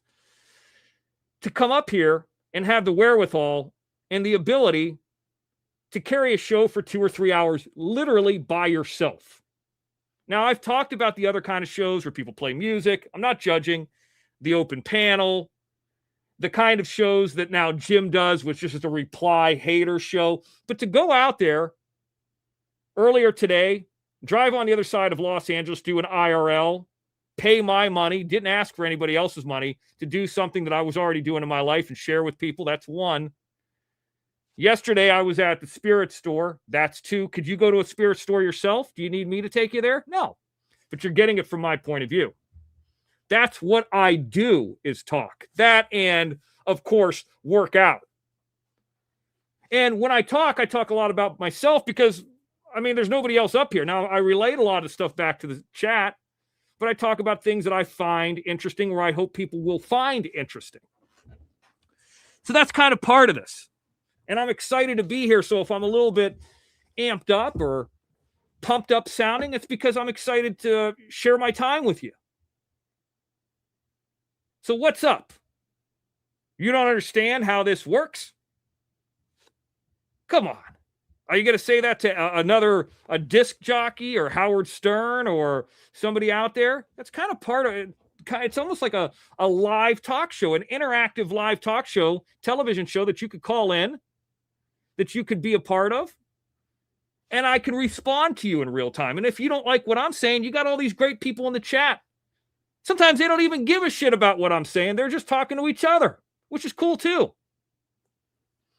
What's not cool is being obstinate to an extent. You know what I'm saying? And I understand why you're doing it. But as I've said before in the past, you might be new over here, and this is a safe place. I'm not going to run you down. I'm just talking to you. That's what it is. Yes. I don't want to don't think that I'm making fun of her. I'm not making fun of her. I'm just answering her. Yeah. Best no talking ever, then flush. That's right. I've done that. Oh, not new, Mr. X? I don't know who she is. Thank you. So, anyway. Well, I mean, but if she's not new or she is new, Ms. Rizzo thought enough about me or herself or whatever it is to click that subscribe button, to spend her time here with me, and she had to be a subscriber for 2 hours, and to put these comments into the section. It means enough to her, like it means enough to Jim, to stay on live just to follow me around. You know, I appreciate it. Now, I'm glad that I mean that to that many people. I mean, nobody's going to follow around Girl Ryan. Nobody wants to follow around Leanne's humpback. You know, they're not following her around unless it's the creditor that's looking for their money, the process server.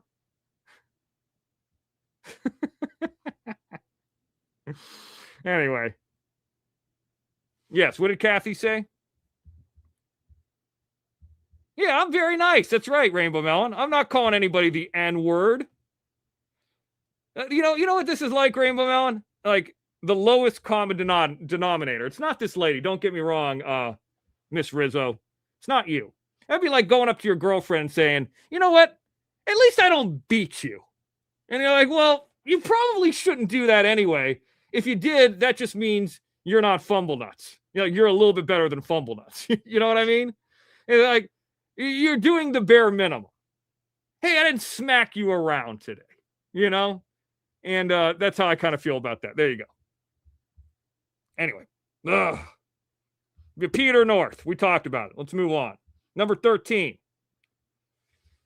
This is a subject. See, and here's the other thing, Miss Rizzo. I got a lot of people that are good people out there. And if I'm not mistaken, and I think it's okay to say this, dear personal friend of mine, Eric Murphy, one of a few like him and Donkey Dick that can go to multiple chats, and I don't care where he's going. But I tell him, just be careful. But Eric Murphy sends me over a little bit of information. And by the way, to be able to do a show, Miss Rizzo, by yourself, there's one big piece of criteria. And I wouldn't say it's talent or anything like that because I'm not going to pump myself up. It's called not being lazy. Very easy to sit up on shows.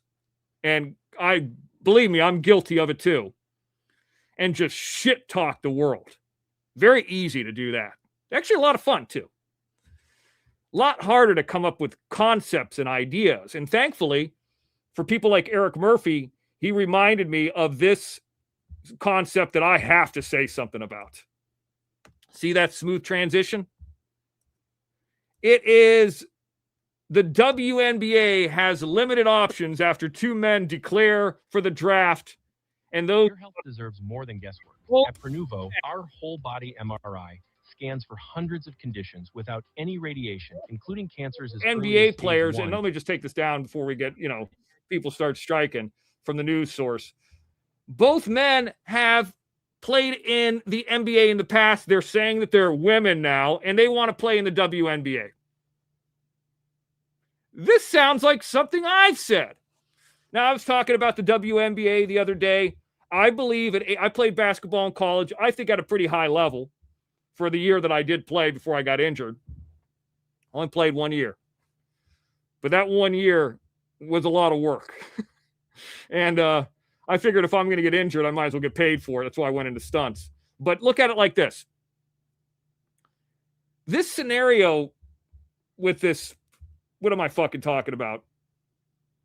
WNBA draft. I played basketball in college. I personally believe that right now at age 47, and I haven't picked up a basketball in years, with about maybe a month of training, maybe 2 weeks of training, maybe even a week. And I'm not saying cardiovascular training or weight room training. I'm talking about like getting back on a basketball court. If I was a sixth man, or I guess in this case, sixth woman, the first person to come in off the bench, not a starter, I believe that I know in my heart I could do this. That I could go into the WNBA right now and average 10 points and 10 rebounds as the sixth man. As long as I get sixth man playing time. Not even a starter. I'd get you 10 and 10. I'm 6'1". Don't forget Caitlin Clark and that blonde chick, Sophie Cunningham. She's 6 foot. Caitlin 6 foot. Sophie 6'1". Some of those other girls are giants. 6'7". But here's the thing that's I've noticed about the taller women in the WNBA versus taller men in the NBA. The taller women in the NBA are not very athletic like the men are. They're very unathletic. They have a different center of gravity. They're slower. At 6'1", I believe I could easily rebound over women who are 6'7". I believe I could back them down. I believe I could just outpower them, even at age 47. Get me in there. Mr. X needs to declare himself eligible. And I don't mind saying that I'm a woman. If I could play in the WNBA, I'd like to be on Indiana Fever. I like Caitlin. I like Sophie. And I don't like that fucking head coach they got for Indiana. I think they should get rid of her. But, I think I could help take them to the playoffs. Now, I'm not going to have anybody call me she, her. I'll just have people call me they, them. I'm not saying I'm a woman. Well, except for when it's playing time. Except for when it's a playing time. Maybe if I file some paperwork with the court, that will allow me to get into the WNBA. Yes. That is clipped. There you go. That's going to be clipped. That's right. I belong in the WNBA. I could give you 10 and 10. I would like to see you play basketball. Now you should. Pretty good at it. Now, when I was going up to the property the other day, I always listen to these podcasts about the making of films. And what's it called? The one that I listen to. What's the one that I listen to? Give me a second. I'll figure it out.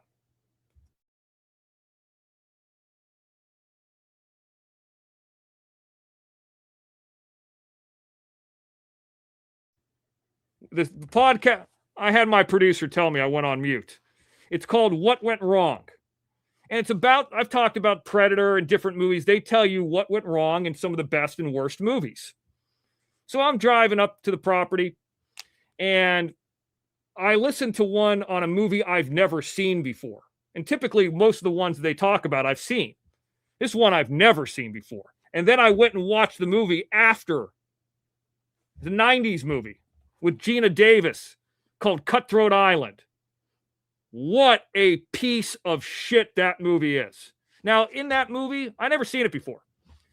I could see some flashes of Pirates of the Caribbean in that movie. Super production value, 100 million. It lost 100 million.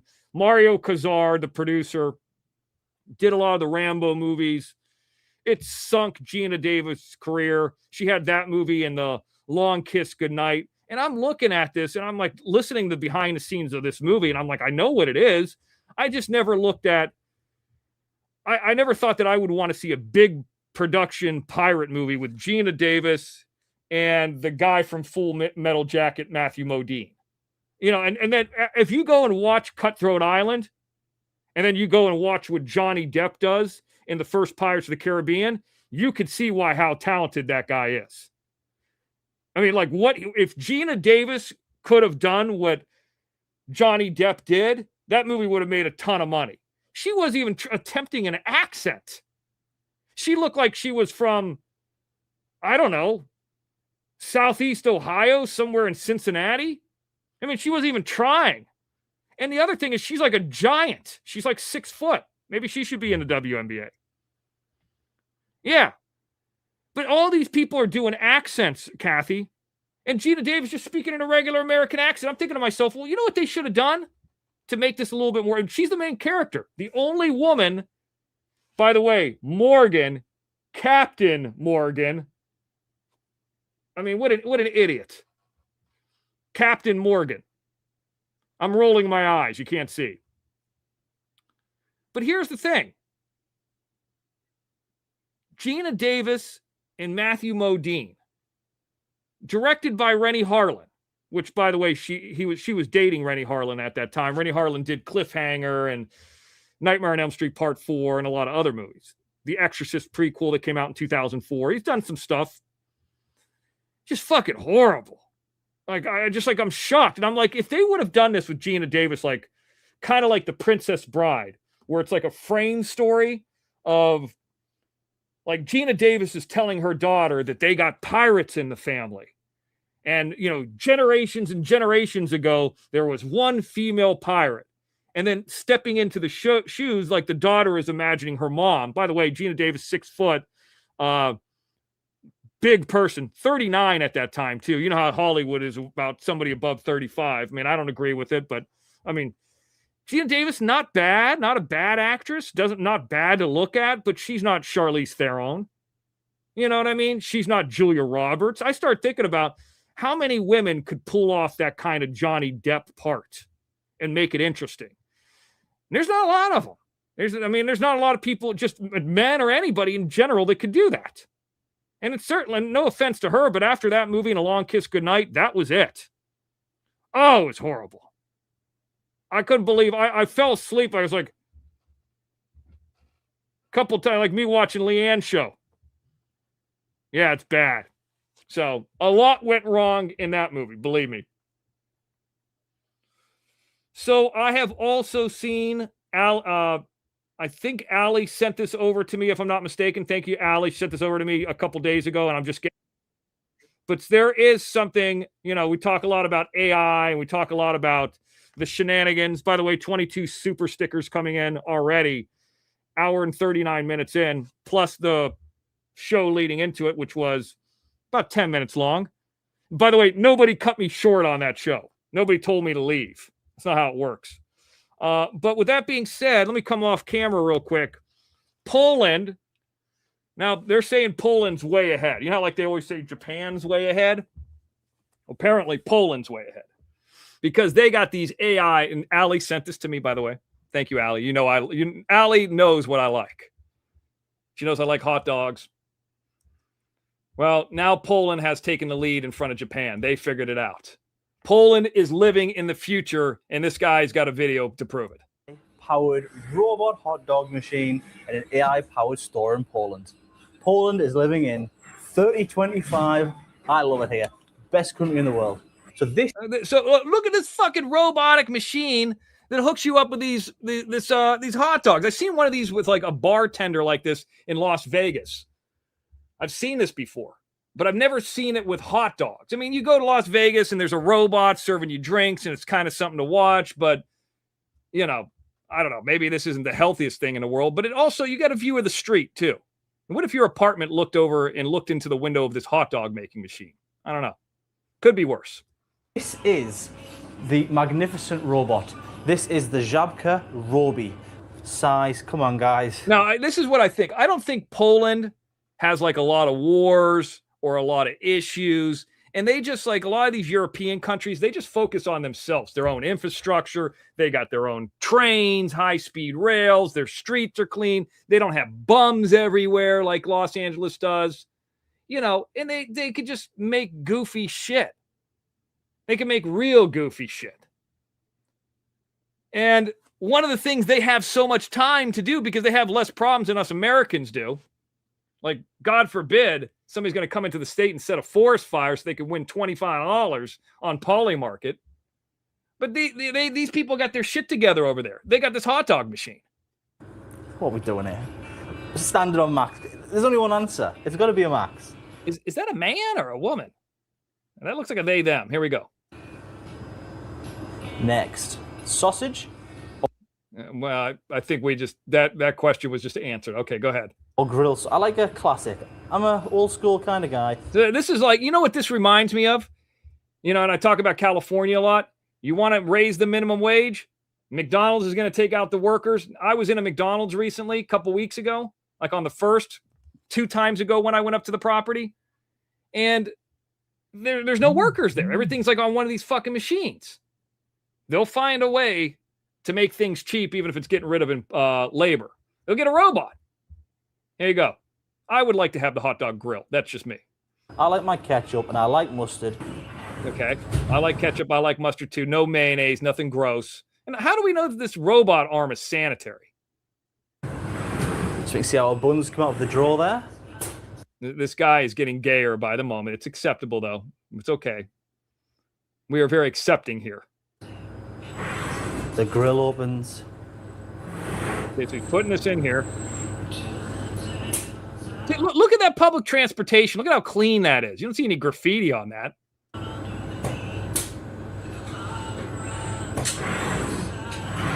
You know what? I'm betting that this is probably only like $1.50. It's probably not like $25. Like when you go to Wiener Schnitzel.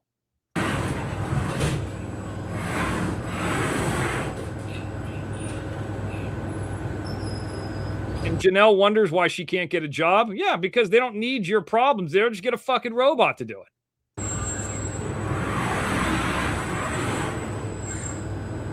And now we wait for a minute so we can see up there. It's just toasting. What is that monkey language? Treza Ubiki Bulki. What the fuck does that mean?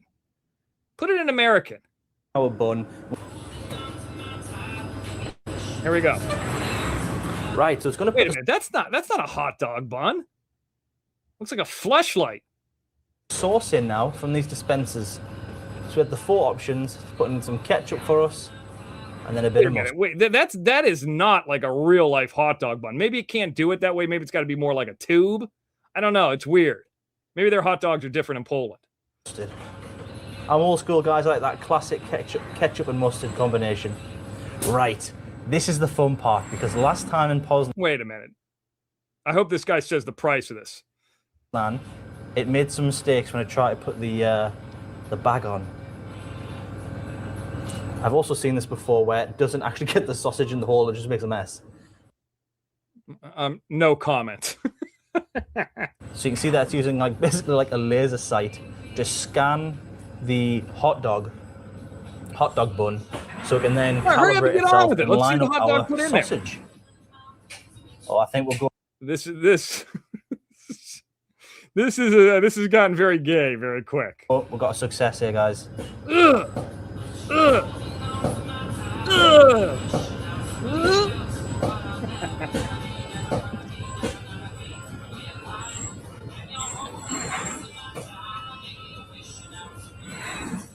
Okay, I mean, this is a pretty long video for a hot dog. I don't know how long this has lasted. How many minutes is this already? 2 minutes to make this hot dog.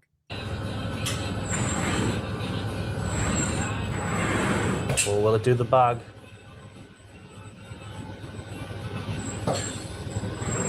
Better do the bag. Better do something. That shit might not even be hot by the time you get it. Hurry up.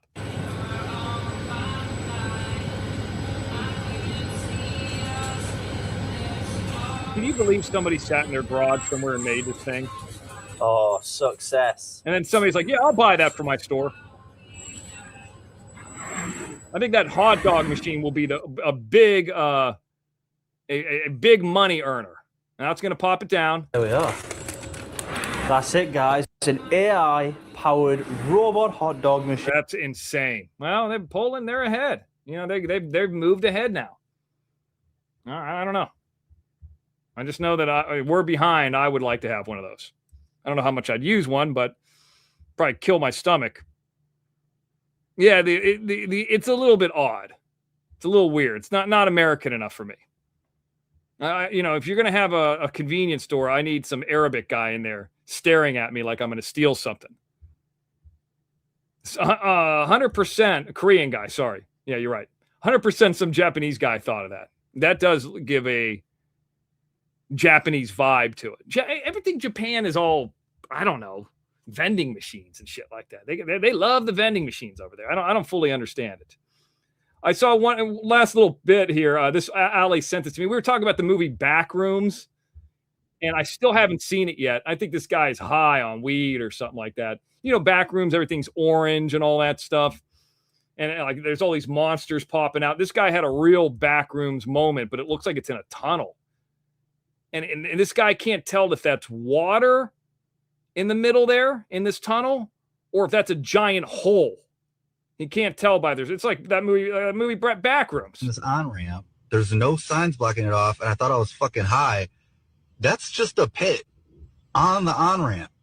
Is that a fucking pit? This Backrooms, back tunnels? What is this? What the fuck? When I was watching this, I had to turn down the audio. Nothing pops out. Nothing scary. I thought the giant spider was going to pop out or something. I have this shit blocked off or nothing. Watch, this guy's coming. There's a guy driving up. Let's see what he goes in the pit or not. He might go into the pit. Now, this guy's gonna be smart enough to move around it. Yeah. Oh, is he gonna fucking go? I would.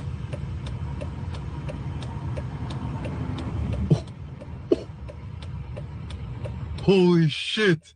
Oh, it's water. I am high. Yeah, motherfucker, you are high.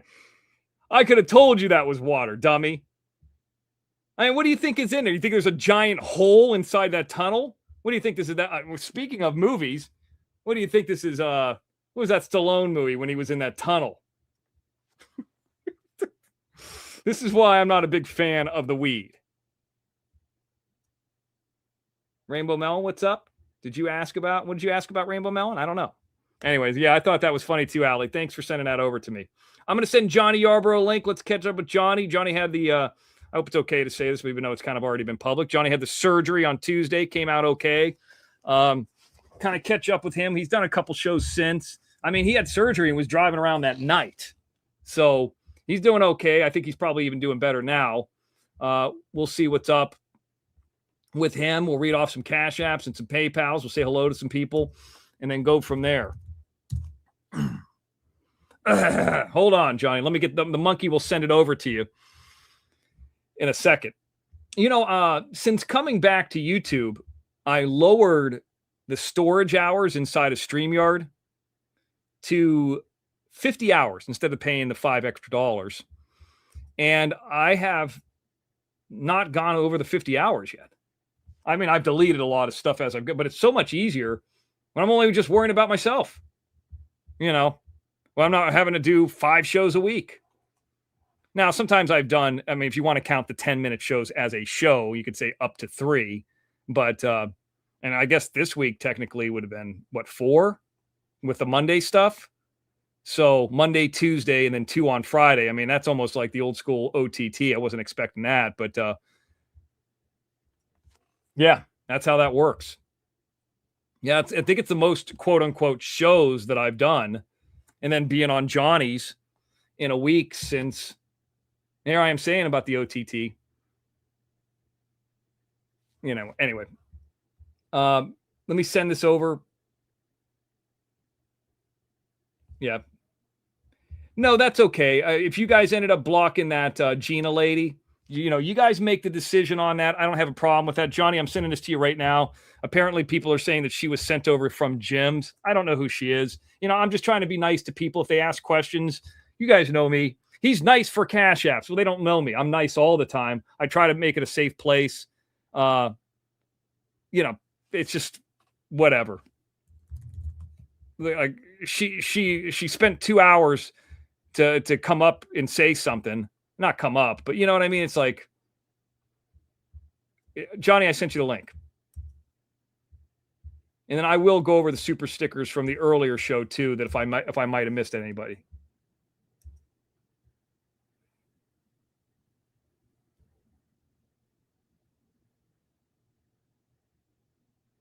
I don't know who. I guess Lips is sticking her nose out and something. I don't know what the hell that means.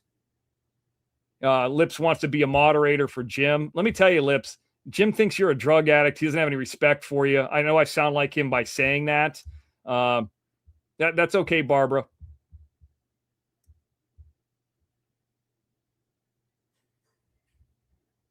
Yeah, that's fine, Barbara. No big deal.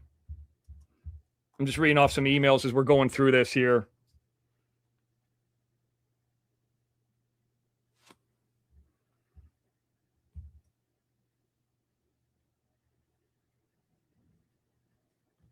No, whatever. You guys make the decision. It's not the end of the world. Johnny sent you the link. We'll read off some Cash Apps while we're waiting for Johnny. And I don't even know if he's 100% around. I saw him earlier.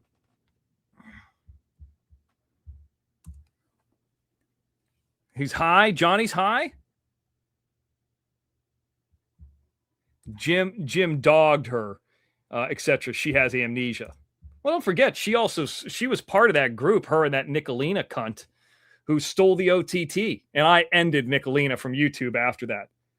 When we call one of the few times that I think the only time I could remember, I had to contact her banking institution and said, this is fraud, what she's doing. She never did that again. She disappeared after that point. Johnny Rose here. He's in the house. What's up, Johnny? What up? Hey, what's up, Mr. Eggs? How are you? Good. How are you doing? That's the big question. I'm doing great. I'm taking my pain medicine. I'm still in pain. Okay. I see the doctor on the 31st. That did the surgery.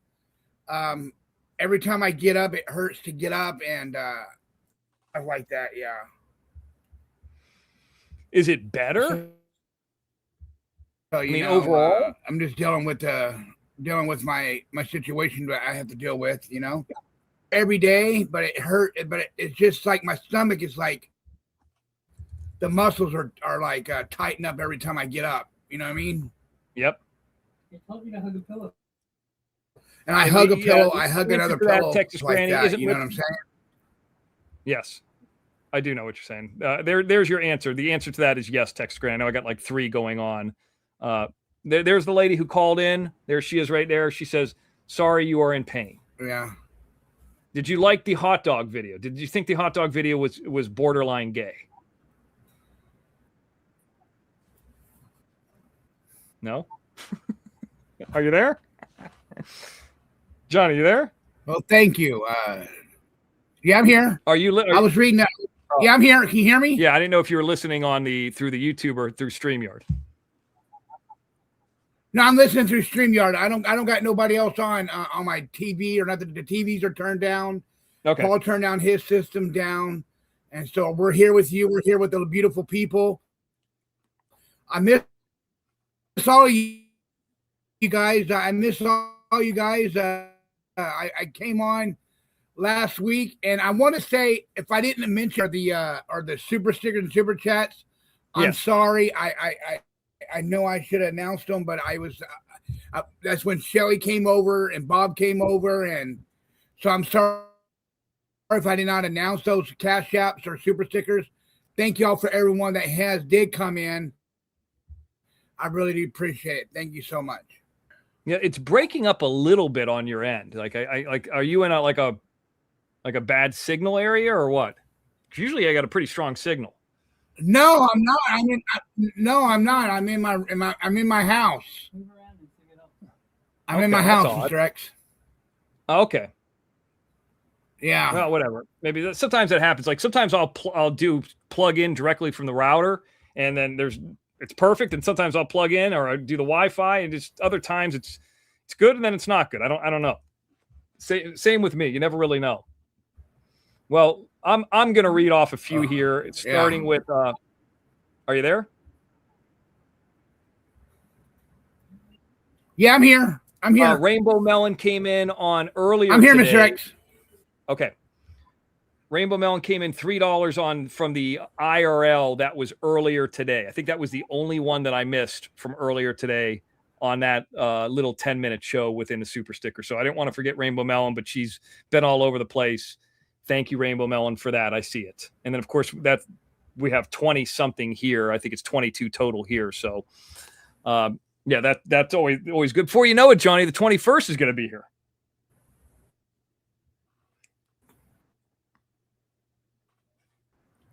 Are you there? Can you hear me? I don't know what's going on with Johnny. Well, while we're waiting for Johnny, I will read off a few more here. We got some super stickers. I'm sorry, these are Cash Apps coming in. We'll start from the first. Yeah, Johnny, I can't hear you. I didn't hear you for like 30 seconds there. Mine isn't breaking. Are you there? Mr. X, I'm here. Okay. Yeah, I'm here. How you doing? I can hear you. I can hear you fine. Now I can hear you. All right, let me read off a few real quick, Johnny, if I can. Yeah, go ahead. Okay. Miss Tex is coming in $50. This is at 2:45 p.m., so this is going to go through both shows. Kathy Fagan coming in $30 at 3:05 p.m. Thank you, Kathy. Thank you, Miss Texas. 3:09 p.m. This is what I would have been during that 9-minute show or 10-minute show, because it started around at 3. Lashes and Tats. Sorry to miss your show tonight. She's going to be around. Thank you, Lashes and Tats. Mean Green coming in. Also at 3:10. Great place. She liked it. Now it's 5:07. It's the first of the new show, and that's this show right here. Be safe, Mr. X. It's Rainbow Melon, $5. Barbara Buffalo, $5 again. That's at 7:03. Kathy Fagan, happy Friday. Hope you're enjoying your weekend. $25. Those are all big. I appreciate it. Very, very nice.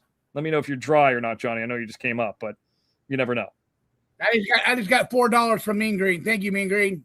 Mean Green's back in the house. Mean Green, she probably took the Steelers -1 the other day. It's the only thing I can think of. Now, let's get back to some other ones. Let's talk about Amanda in Australia coming in from Palmdale, from Australia on PayPal, not Palmdale, PayPal. $50. Hi from God's country, Australia. You know, there's something about like England. When I think about, I hope Tingle Booze doesn't take this wrong, and I've said it kind of before. It's like a little bit uppity. I don't feel that way about Australia. Like Australia is like an extended cousin that you like. And then for some reason, like England is like an aunt that you're annoyed by. Am I the only one who thinks that way? There she is right there. Like there's always that one uncle or that one cousin that you like. And to me, I mean, of this, like, I don't really count like the major countries. Like I don't really get, like New Zealand, I don't really count. They speak English. Australia, England, I mean, Scotland and Ireland, they speak English. Sure. And South Africa speaks, but Canada, those are really the only ones that I can think of, unless I'm missing somebody. You know, there might be some other ones like, you know, American Samoa or whatever, but, you know, they got their own kind of language too. But of all those, I like Australia the most. He's really nice when he gets PayPal. So that's what Leanne's going to say on our next show. Texas Granny also coming in $50 on the PayPal. Happy Monday. Stay safe, Texas Granny. Texas Granny, you were right. I mean, I had a feeling I would go live today. There's not anybody who's going to serve anybody. Did you see that, Johnny, today? Yeah, I saw you go live. Did you see when Jim was trying to call? Or he did call. He wasn't trying. So you watched his too. He did call. Yeah. Yeah. So what all did he say? Was he like upset? He called in and he said that you were pissing on stuff. He said you were pissed on stuff. He's the pisser. I'm pissing on stuff. What am I going to piss on? Old pieces of wood? I mean, what is there to piss on there? Like, that wouldn't even be that good of a video. It'd just be creepy. I don't even know. Oh, anyway. Well, like, that's not even that, for him, that's not even that creative. Like, the one with Eric Foss, remember, I mean, I wonder if Eric Foss knows this or remembers this. Remember when Eric Foss went to that reptile farm? Yeah. And you know that was Jim who called the reptile farm and said Eric Foss was pleasuring himself in the bathrooms there. He said something way worse. And they actually went up to him. He was in the bathrooms doing something bad. And that ended it. I wonder if Eric Foss knows that. Yeah, I heard too about that Angel Gotti thing. She doesn't sound very happy. Yes, thank you. I heard she's calling the cops. She was going to call the cops. No, he did. But here's the thing, and this is what I learned from the situation down in San Diego. It's like you could call the cops from somebody who did something to you or like harassed you from another state, but they're not going to really do anything. You know what I mean? Like they're just not going to do anything. Like I've been harassed by people in the state. I've been threatened. I've been threatened to kill, be killed and all that kind of stuff. Nobody's going to do, no cop's going to do anything. Now, if somebody showed up and got violent and I had to defend myself, then it'd be a different story. But, because Jim did that, they're not going to do anything to him. Is that what PZ said? It's good to have it on record. He said it's good to have it on record. Well, we've seen a lot of things on record down in San Diego, right. and that didn't do them any good. Right. Just keeping it alive is the hardest part. That's right. Right. I couldn't hear him. What's that? What's that, Paul? Speak louder. In case anything happens in the future, you have it on record that you had warned them. Right. That's the only good thing it does. Yeah, I guess it is good to have a string. You know what I thought about? I'm just going to say this because I don't think anybody's going to do this, but I'm going to say this out loud. What if 7 people got together, 5 to 7 people, and I know what it's like to have one, and I never threatened anybody. And I've been threatened recently by Jim, and so have other people. What if 7 people got together and said, you know what? Let's all serve Jim a restraining order at the same time. Everybody's got their own. I wonder what, he's not going to show up to one of them. What would happen if he had 7 of them? And, some of them, you could just drop it or throw it out. But one, you do the watch your crazy thing. Everybody serves with one process server. Here's 7 of them all on camera at one time. Drop him at his feet. Now deal with all of them. And some of them, I believe, certainly in my scenario, I believe I would get a temporary on. And I don't know what the rules are. I think he would still violate, but now that would be worth a lot more than just calling a police officer. You want to do some, not damage, but like be a real annoyance. Because I know what this is like. And unlike Jim, he's not going to defend himself and show up in court or, get an attorney by any means necessary or anything like that. He's just going to take it. What if he had 5 or 7 restraining orders on him at one time? Could happen. I mean, there's people who have had, people, but, like, let's just say the Barber Buffalo, like somebody calls a kid in the hospital. Is it harassment? Sure. Jim says the comments he said, but they're not like you called, this situation with the hospital, I think with your son spoke to someone. Is it harassment? At what point is it not? Now they're going to say, well, Mr. X, you're involved. And then, well, I was found, I don't know every state to state. At what point is it not? Well, I guess the point is if you can actually prove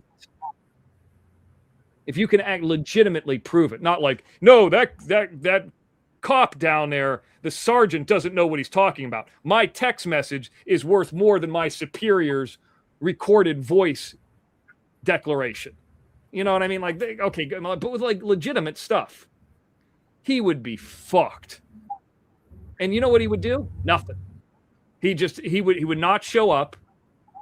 And I'm sure some of them would just be dropped for insufficient evidence. But some of them would stick. And those people, if he did that again, now you could call the cops. That would be the way. Because, I'm the kind of person, like the thing today. Yeah. Like, I just kind of laughed at him. Like, I was laughing about it. It was almost like it was the old show, but he was doing it to me. Like, I didn't even laugh. Like, when I heard about it, I was like, oh, I knew it. It didn't affect me. It didn't hurt me. I could go back there. Well, I can't go back there tomorrow. It would take me 2 weeks to get back in there again. But you know what I mean? It's like, it's just dumb.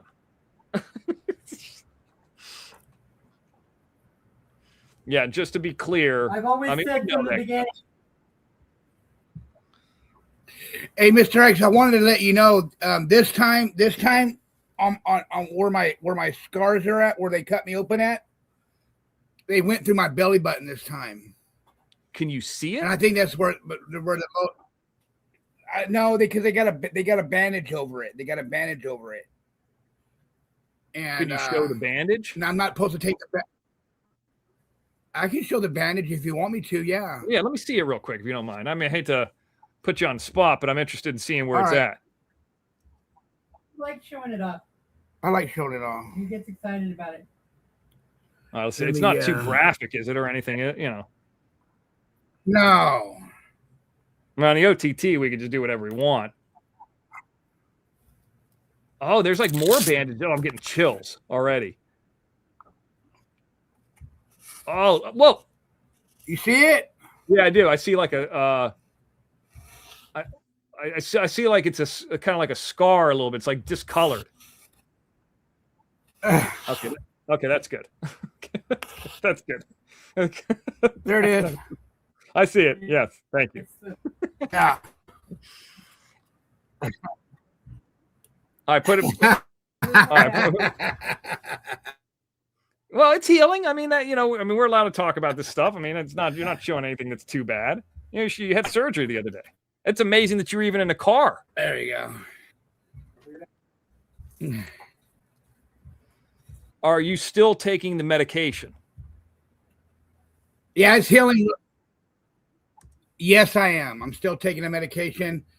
They only gave me 14 to take though, but I'm taking them like they said. You know, I mean, I'm not gonna try to get a hook on them because it's oxycodone. So.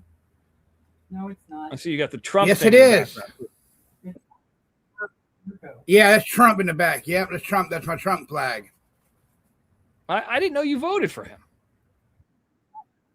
Yep, I voted for him. Yep. Oh, I didn't know that. Good. Yeah. You're living your life. Now, okay, so we always get to this point. What is the next time you're going on live?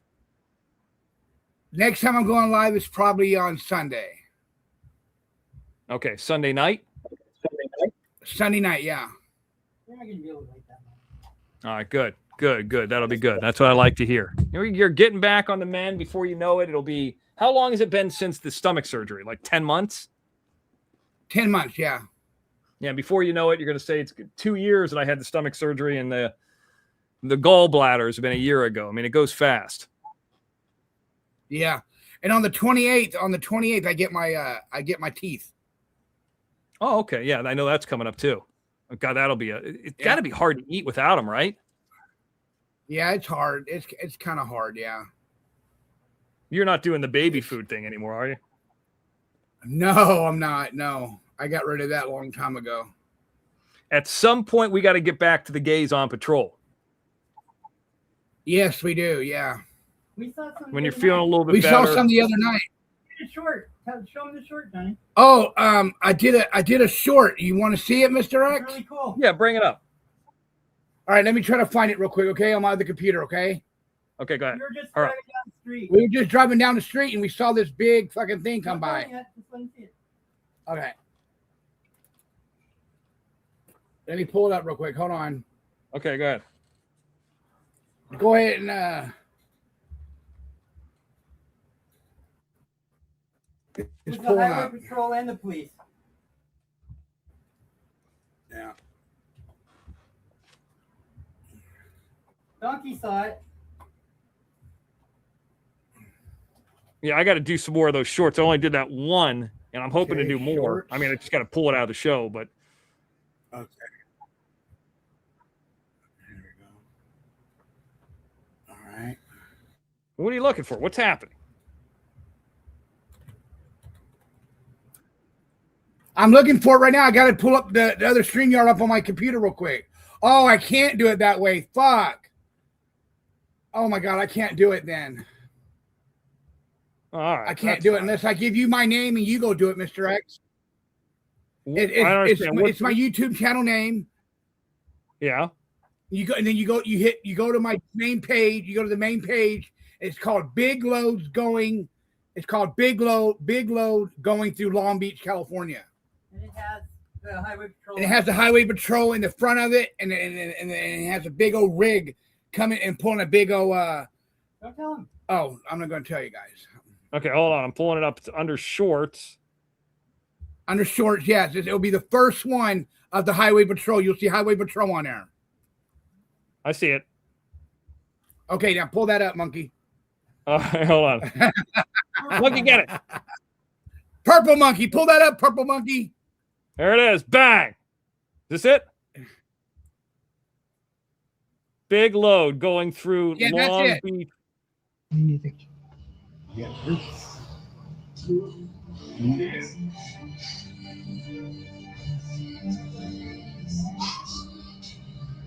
Who's that guy? That PZ? I don't know. I don't know.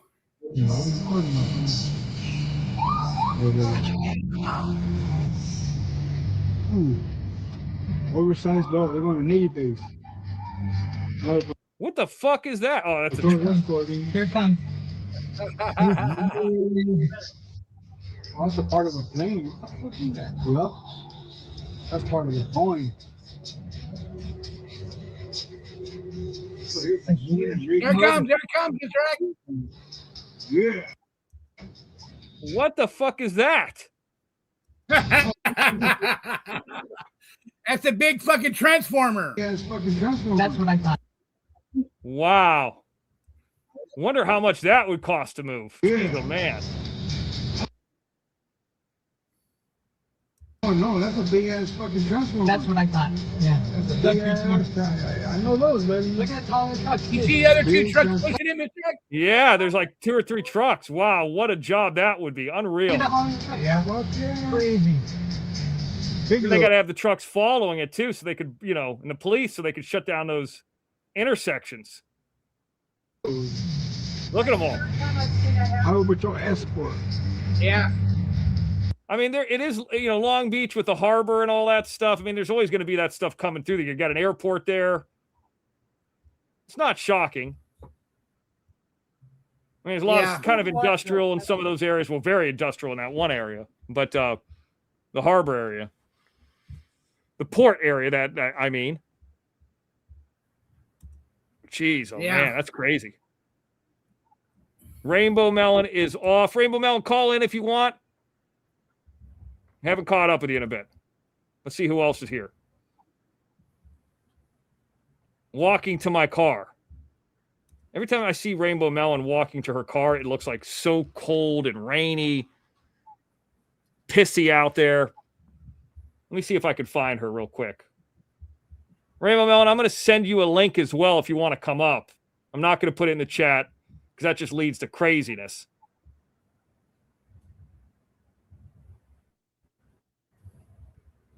Hold on, I'm looking for it.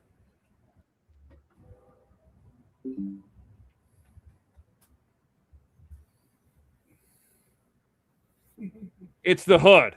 Okay, well, I understand.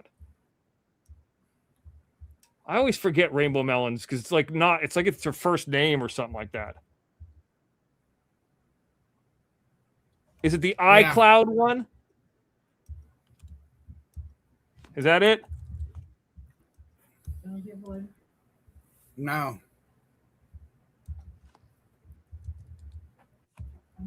I think it's actually Gmail. Pink and some numbers and another color. I think that's it. Text it. I don't have a way of texting it. This phone's a piece of shit. I sent it to your email.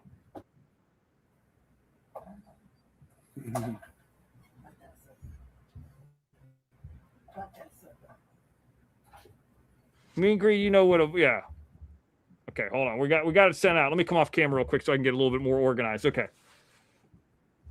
Yeah, so PZ, I talked about that giant Goodwill over there. It was big, but they didn't have a lot of stuff in there that I was interested in. Which one? The one in Atwater Village. Oh, that one. The St. Vincent de Paul?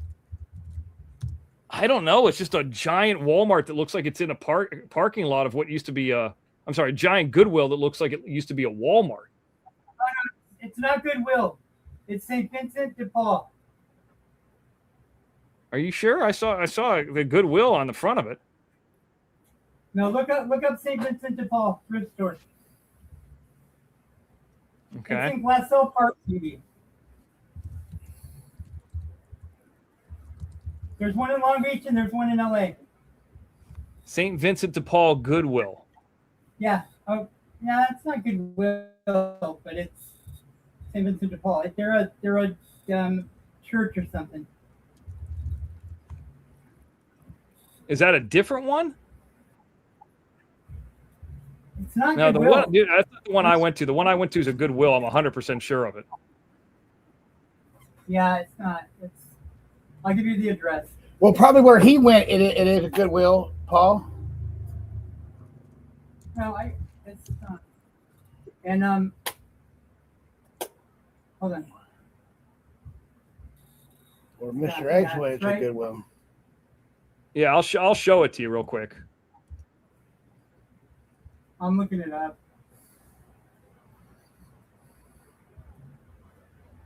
Goodwill, Atwater Village. No, this one's at hold on.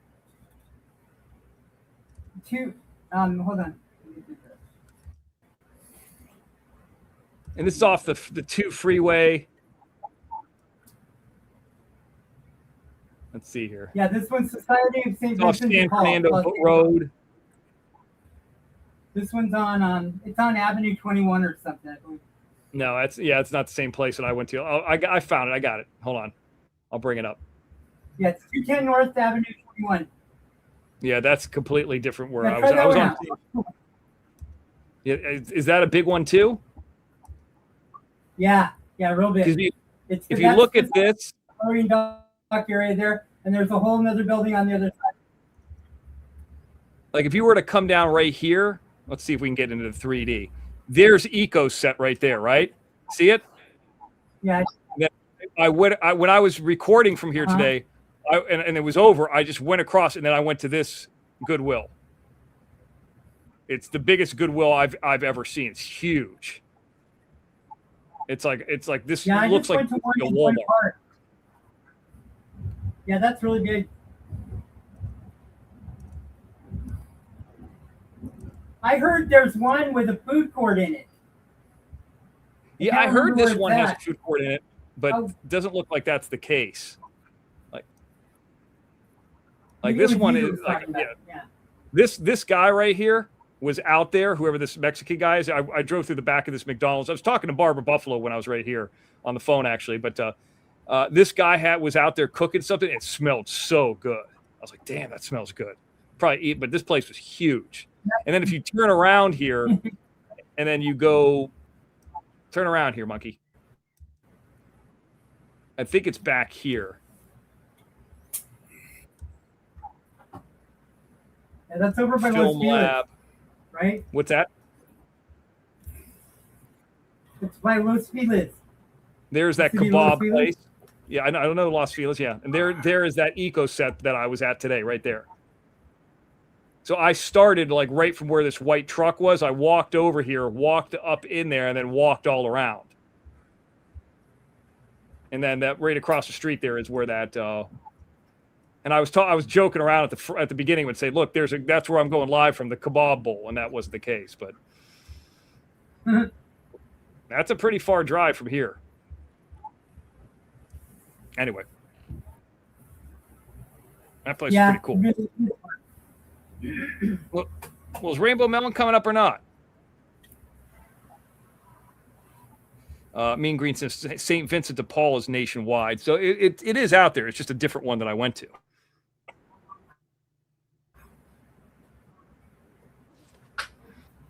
If you work at Goodwill, part-time job, they'll give you first dibs on get you eyes on stuff. Yeah, I'm sure. But who the hell wants to work at a Goodwill? I mean, I don't need that stuff that bad. Not me. I mean, I just go in there every once in a while and grab some things I need. Well, let's go through them real quick before we wrap it up then. If Rainbow Melon isn't going to come up, we'll talk about it right here. Rainbow Melon, number 1. She came in again. And then, of course, it was Miss Texas. And it was Rainbow Melon again. It was Texas Granny. Thank you. Rainbow Melon. No, Barbara Buffalo. Kathy Fagan. Texas Granny. Miss Texas is number 11. I think it is. What'd she say? Yeah, Miss Texas. Number 12 is Texas Granny. They're counting them out. Kathy Fagan. Destiny's in the house. Thank you. Miss Texas again. Then Mean Green gets into it. Thank you. Texas Granny again. I think there's a total of 22. We count the previous show. It's 23. This is number 17. Kathy Fagan. Rainbow Melon's coming up. There's Rainbow Melon right there. Miss Texas.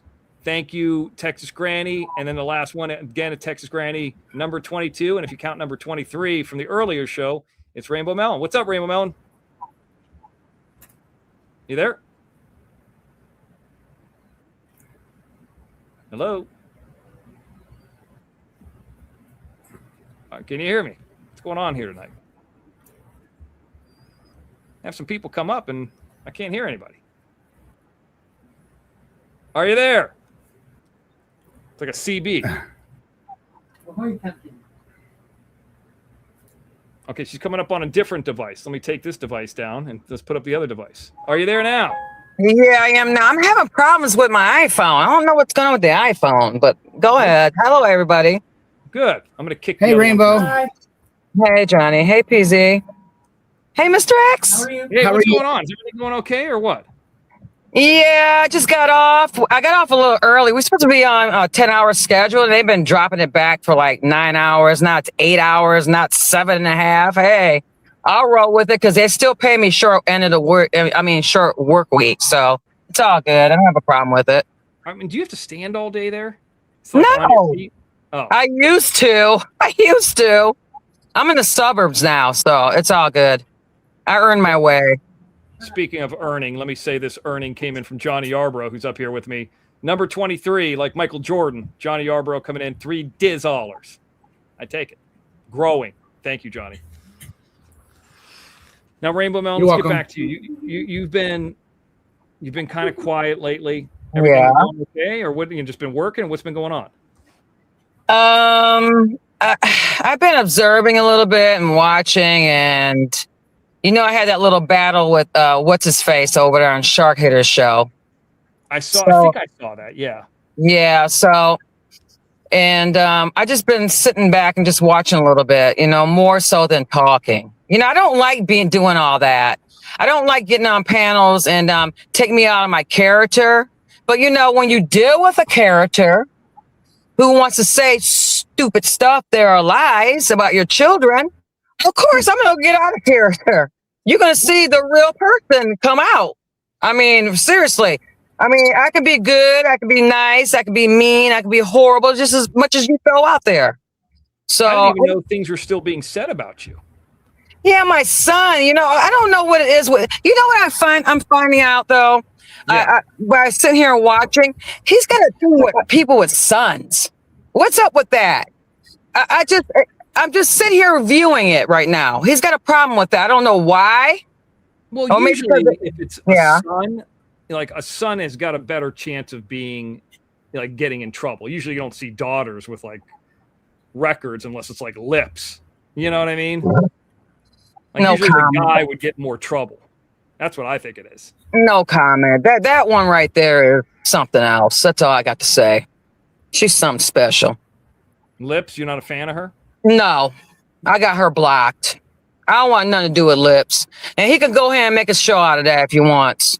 You know, because she said some really nasty stuff anyway.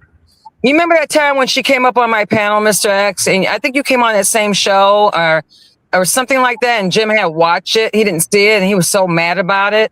You remember that show? And he asked me to take it down. Over her? Yeah, she was up on panel, saying that you were gay and all that other mess. I do remember that. Now that you say that, I do remember that. I forgot about that. Yeah. I didn't. That's why she's black. Lips, I hope you're listening. So I know you're all over the place. You think you're the shit right now. If I was gay, I'd celebrate it. You'd know about it. I'd talk about it. You're not gay. I guess when you have a girlfriend for like 16 years, it's just like, it just makes you gay. And this woman never met me, doesn't know me, never met me in person. When she did that one show, I pushed every Cash App towards her. It's probably the only money she's ever made streaming. I mean, she's just a fucking junkie. Well, I don't know if she's a junkie or whatnot. I just think she's an asshole because she had spoke at my son with Jim on the panel, and I thought that was very foul of her. I've never spoke about her kids.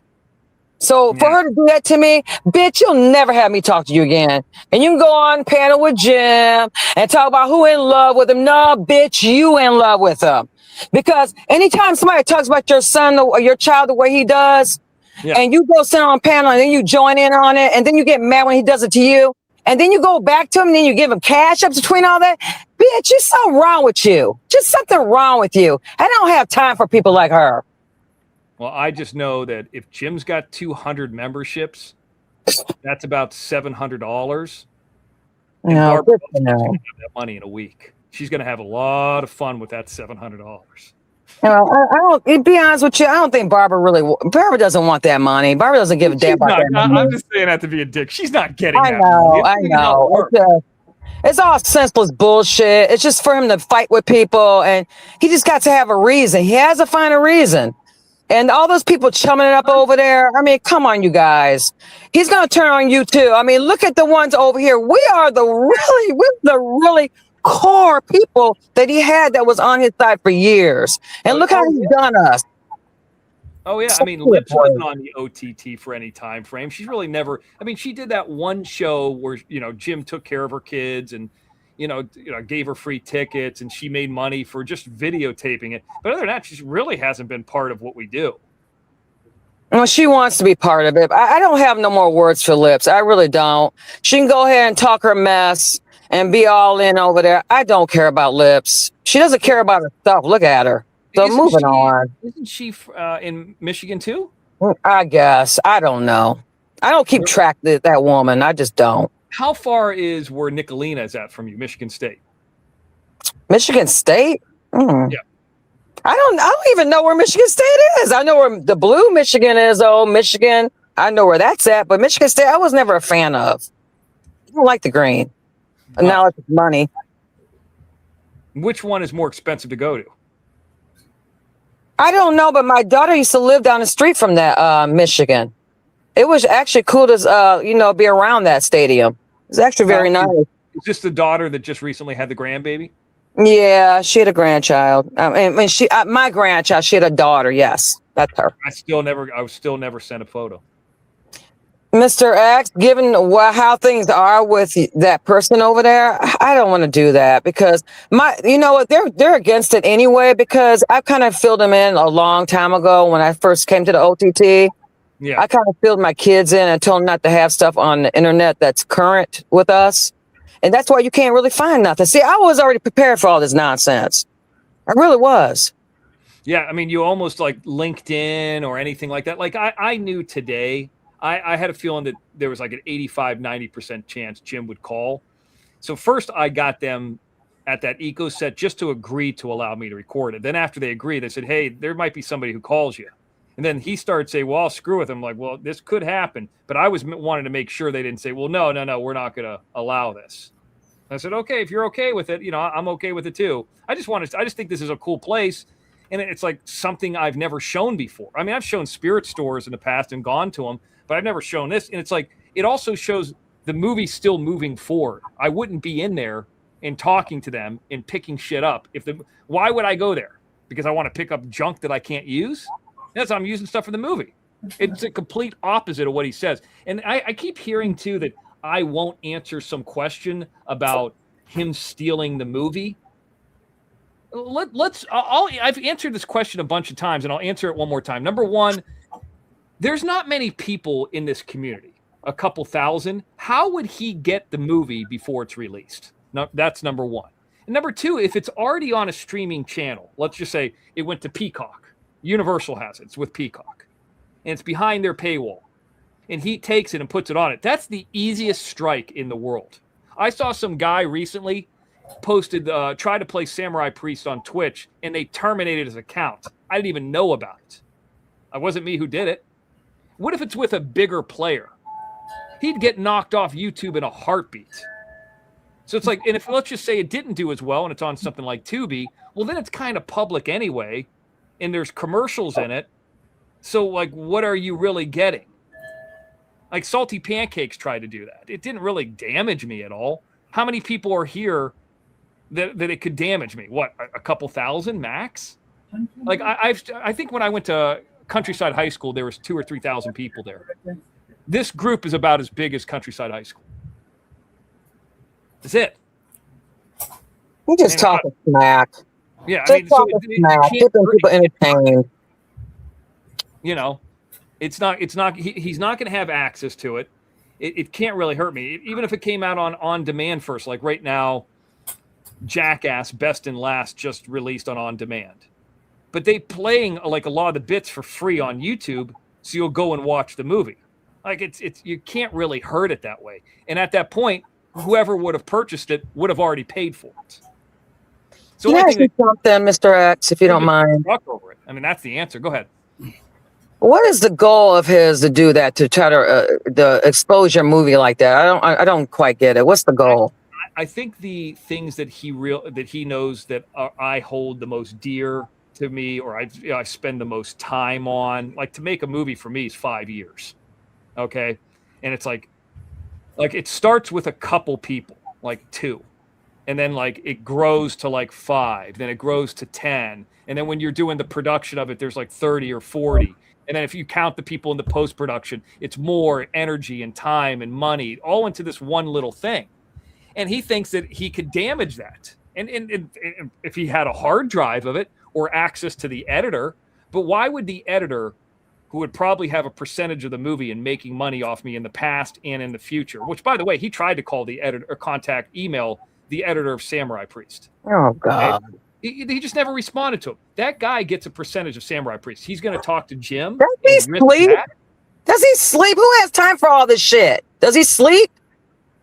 This is all because of this. This is the reason right here. It's all because, and I don't like talking about it over and over, and it seems like it's coming up every show. It's all because I make more money than him, and I'm more successful. Oh my God! It's all it is. And if he would have played it smart, he could have had just as many people over there too. But he wanted to do a different kind of content, and that's up to him. So I haven't shit talked him. You know, there's some interviews I could do about people around him or around her up there that would be fascinating. But it would be more for people like Leanne and Watch Your Crazy. I'm not interested in that shit. I'm being honest. I can care less. Right. That's what I'm saying. Like the people who watch me or are, you know, part of what I do and I keep in touch with, like you, Johnny, Mean Green, whoever it might be, like they wouldn't care as much as somebody like Watch Your Crazy or Leanne. So like, why am I giving them content? Like I just made the short story. It's not, I didn't make it up, but the short story of he's going to be in a pauper's grave. Fucking Watch Your Crazy does like a whole video on it. Jeez. I'm spending time with her son, who's just got out of prison, breaking down that. Well, you got to admit, they've been battling back and forth, you know, so it's going to make people angry and they're going to keep going with it. I just don't know when people are going to just stop. I mean, when is it limit and when are they going to stop? I don't understand. What is the end goal of it all? I've always asked that question and just seemed like you keep going. Can I answer that, Rainbow? Can I answer that? Yeah. Go ahead. When somebody eventually gets hurt. That's when it's going to end. When somebody gets hurt really, really bad.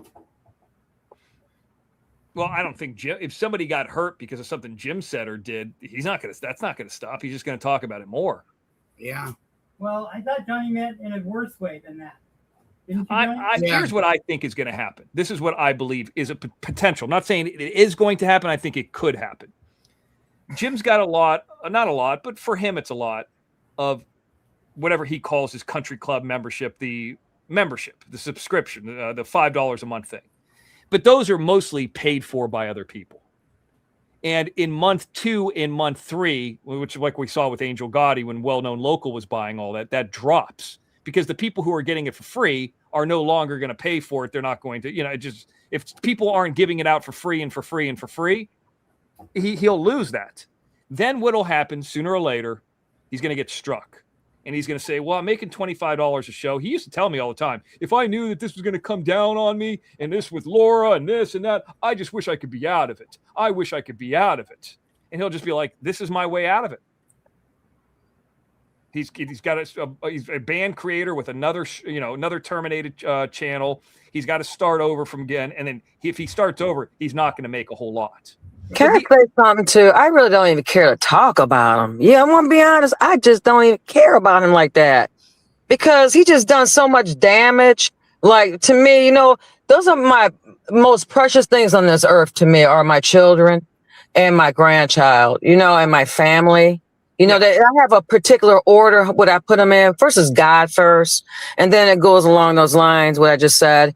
And just for him to just pick something like that, it's not about me wanting to fight back with you, Jim. I know you're listening. It's not about me wanting to fight back with you and be on panel with you, Jim. It's a pure fact that you just don't have no lines. You just you go all over lines. You just don't care. And I'm gonna tell you something, Jim. Sometimes them lines have consequences. You might not see it now, but you keep on going on and on. I mean, it's going to come to an end eventually. And I'm going to tell you, Jim, you just need to quit while you're ahead. And I don't think you know how. I just don't think you know how to quit. But when you talk about the most precious things in my life, I'm going to say some things to you and I'm going to keep it moving. I'm not going to keep going back and forth. I'm not going to keep doing that and feeding your pocket. I got too much time on my hands to do my own, my own life, which is to go to work. And I see this is your work, I guess. It's not my work. So I'm not going to entertain it. I'm going to tell you a few times. I told you a few times already, and I'm done with it. And like I said, if you progress it and you push it further, which you haven't done. So I'm not trying to make it go there. I don't want to go to the next level with you, Jim. I just don't want to deal with it. I just want to move on. I don't even want to talk about you. I just don't. Let's not then. We could just wrap it up on that. I mean, the fact is, it's an ongoing topic that doesn't seem, as much as I don't want to talk. You guys can do whatever you want, but me personally, if I want to say something to him, I'll do to him on panel. I'm not scared of him. Look at this fucking fool right here.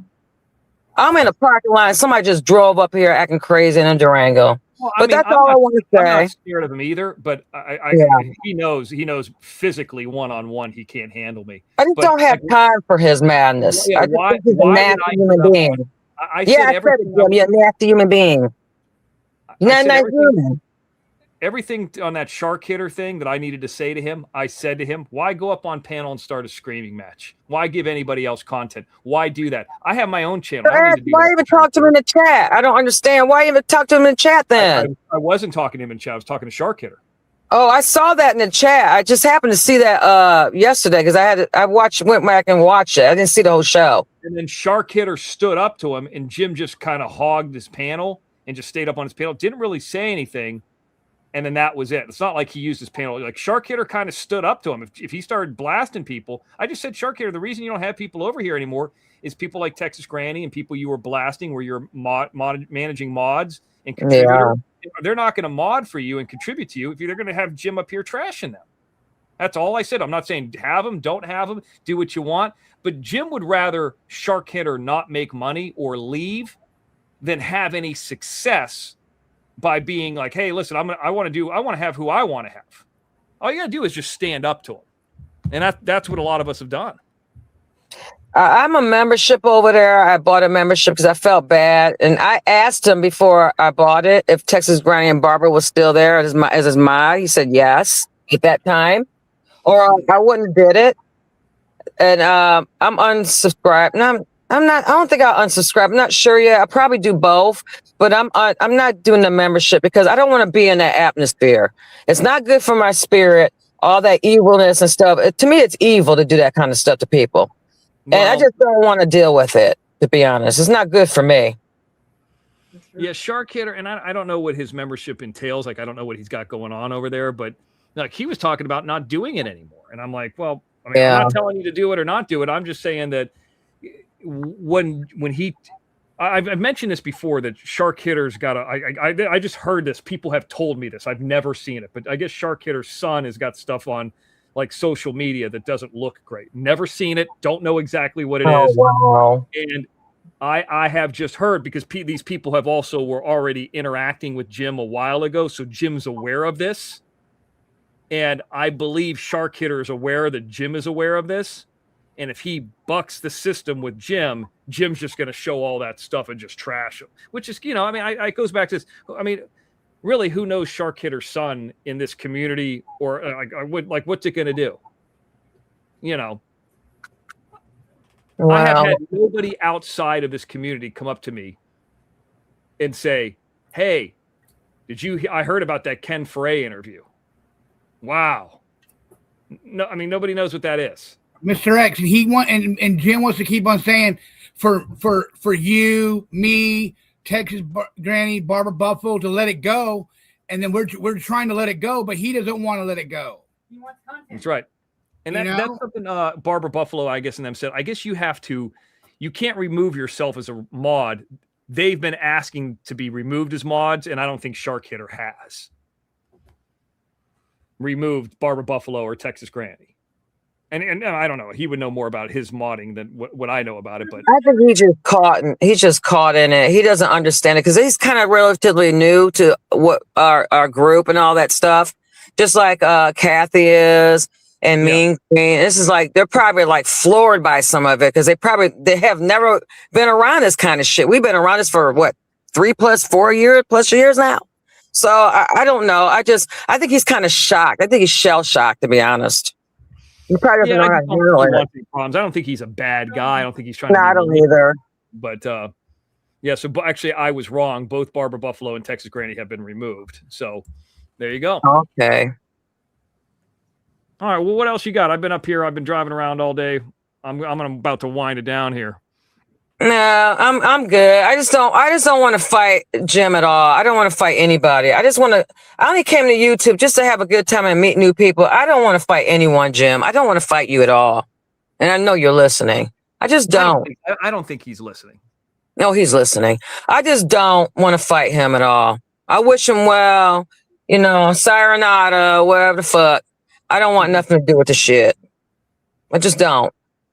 Because you drag me in and you do all that, then you think you got watchers a problem?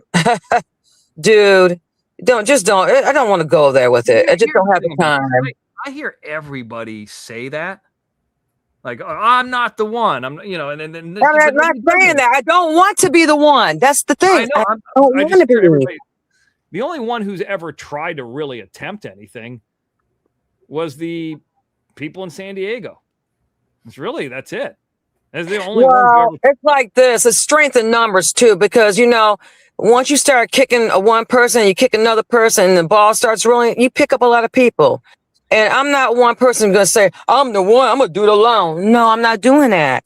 And that's all I'm going to say about that. So I'm just going to move from that and just back up and not say no more. Fair enough. All right. Well, I'm glad you came up. How did work go? Good? Yeah, I have a great job. Mr. X, I am really blessed. I'm not going to lie to you. It took me almost 30 years to get where I'm at, and I am blessed. I really have a good job. I don't want to talk about it. I just have a great job. I'm blessed. How much do you get for Christmas bonus? You get any money for that? I just got a 3% raise. I'll say that. Really? Yes, really. You going on a vacation with a baby? Maybe Disneyland or something? Here. The Disneyland thing, I've never been to Disneyland. I'm just not into that. It's not for the adults. The kids have a good time. They like the Mickey Mouse and the Minnie Mouse. Well, if my grandchild wants to see that, I mean, by all means, I'll cave in. I'm a grandma, you know what I mean? I hold that with honor. So I have no problem then. What if she comes to you and says, Grandma, I want a gun? And she says it to me like, why you want a gun? I'll give you a play one. I'll give you a water gun. A man with a mask on. Mr. X has one. I want one too. Oh, no. My mother would be dipping in and be like, no, we don't do guns in here, honey. What about Vegas? She might want to go to Vegas. Well, I have a niece that lives there. I mean, maybe we could go there one day. Who knows? So hot. Go in like October. Oh, that's the best time to go there is October. Oh my god, because every sport is on. I mean, if you're into any sports, but it's also rough if you hit a weekend when the Raiders are playing in town. But it's not super hot, not super cold yet. It's easy to fly in and out of there because if it's hot, then it's bumpy. You know, if it's cold, it could be windy too. But in Halloween, believe it or not, it's a great time in Vegas as well. They got a lot of Halloween stuff too. So I mean, I think October it sounds like. Yeah, it's a great time to go. Okay, cool. I'll keep that in mind. And maybe I can meet you out there, meet the baby. I would love to meet you and your girlfriend too. Why not? And she's beautiful. Not a big fan of Vegas. It's all right. It doesn't. Mr. What's your friend's name? Dr. Bell. I would love to meet him. Yeah, you would like to meet. Yeah, you would like him. Now he goes out there more so with me than anybody. But yeah, she's that would be cool. The first drinks is on me. I know the virgin drinks. I know. Yeah, neither him and I drink. I don't drink either. You don't? No, I don't drink at all. I'm not into alcohol. I just don't do that shit. I did when I was younger, of course. It doesn't feel like it's not a fascination for me anymore. You know, I just matured from a lot of things. I just don't do them things anymore, Mr. X. Well, when you get to a certain age, you know, the partying and the... Yeah, I don't do that crap. I've been there, done that. It's just not for me anymore. You know, I'm so settled now with myself and my life. And I mean, I could have some things in my life, you know, but I'm fine right now. What about a man? You might want a man. That's what I mean. Some things in my life. Yeah, I don't, you know, Mr. X, I haven't been with a man probably about, 2.5 years, 3 years. I just don't find it I just don't care about it right now. I'm just happy with myself. Like dated or the sexy time with a man? Both. Both? With an F? Yeah. TMI. Well, I mean, you're living your life. I'm happy with myself. I mean, sometimes I do get lonely. I wish somebody would screw on my light bulb sometime. If my light bulb blows, what about that man that wanted to come in there and rake you could say, "Come on in here, you rake these," and I give you. Hell no. That guy with the rake? No, I don't think so. No way. Not my type. It's gotta have a job. Can't sit at home all day. He was gonna rake your leaves. No way. All right. No thanks. I'm fine right now. I'm fine. Good. God's hands. We're just worried about you. We don't want you to be lonely. I'm okay. All right. What else you got? I'm about to wrap it up here. Nothing. Bye, everybody. Thanks for having me up, Mr. X. Bye, Johnny PZ. All right, thanks for checking in. Bye. She's out of here. All right, we got rid of her. She said, I haven't been with a man in 2 years, she said. All right, Johnny, I'm wrapping it up. What else you got, dude? I don't got nothing, dude. Did you like my new friend? He didn't. I don't think he did. He didn't like the new friend. This is the new friend.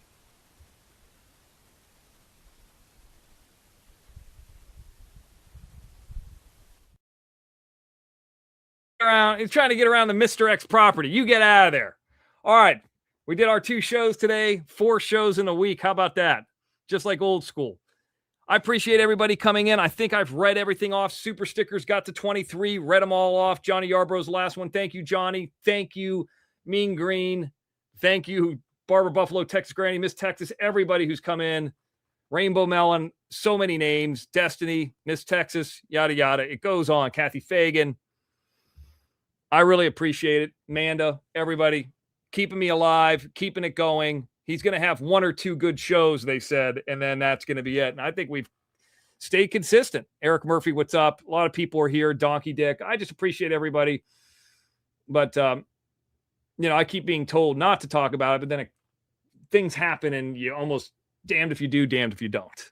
So thank you, Miss Texas. Have a great night. Have a great weekend. Watch some college football, and then we will catch up with you on Mr. X News Network on Monday. You're going to see that robocall and all that come out. Yes, that'll happen. See you on Monday, Mr. X News Network. Thank you so much for being here, and thank you for contributing to the show and to what I'm doing. I really appreciate it. Hope you guys saw something different today with that eco set. I certainly have never seen that before, but maybe we'll put it to some good use. We'll see how it goes. See you soon. Have a safe weekend. Don't drink and drive. Peace.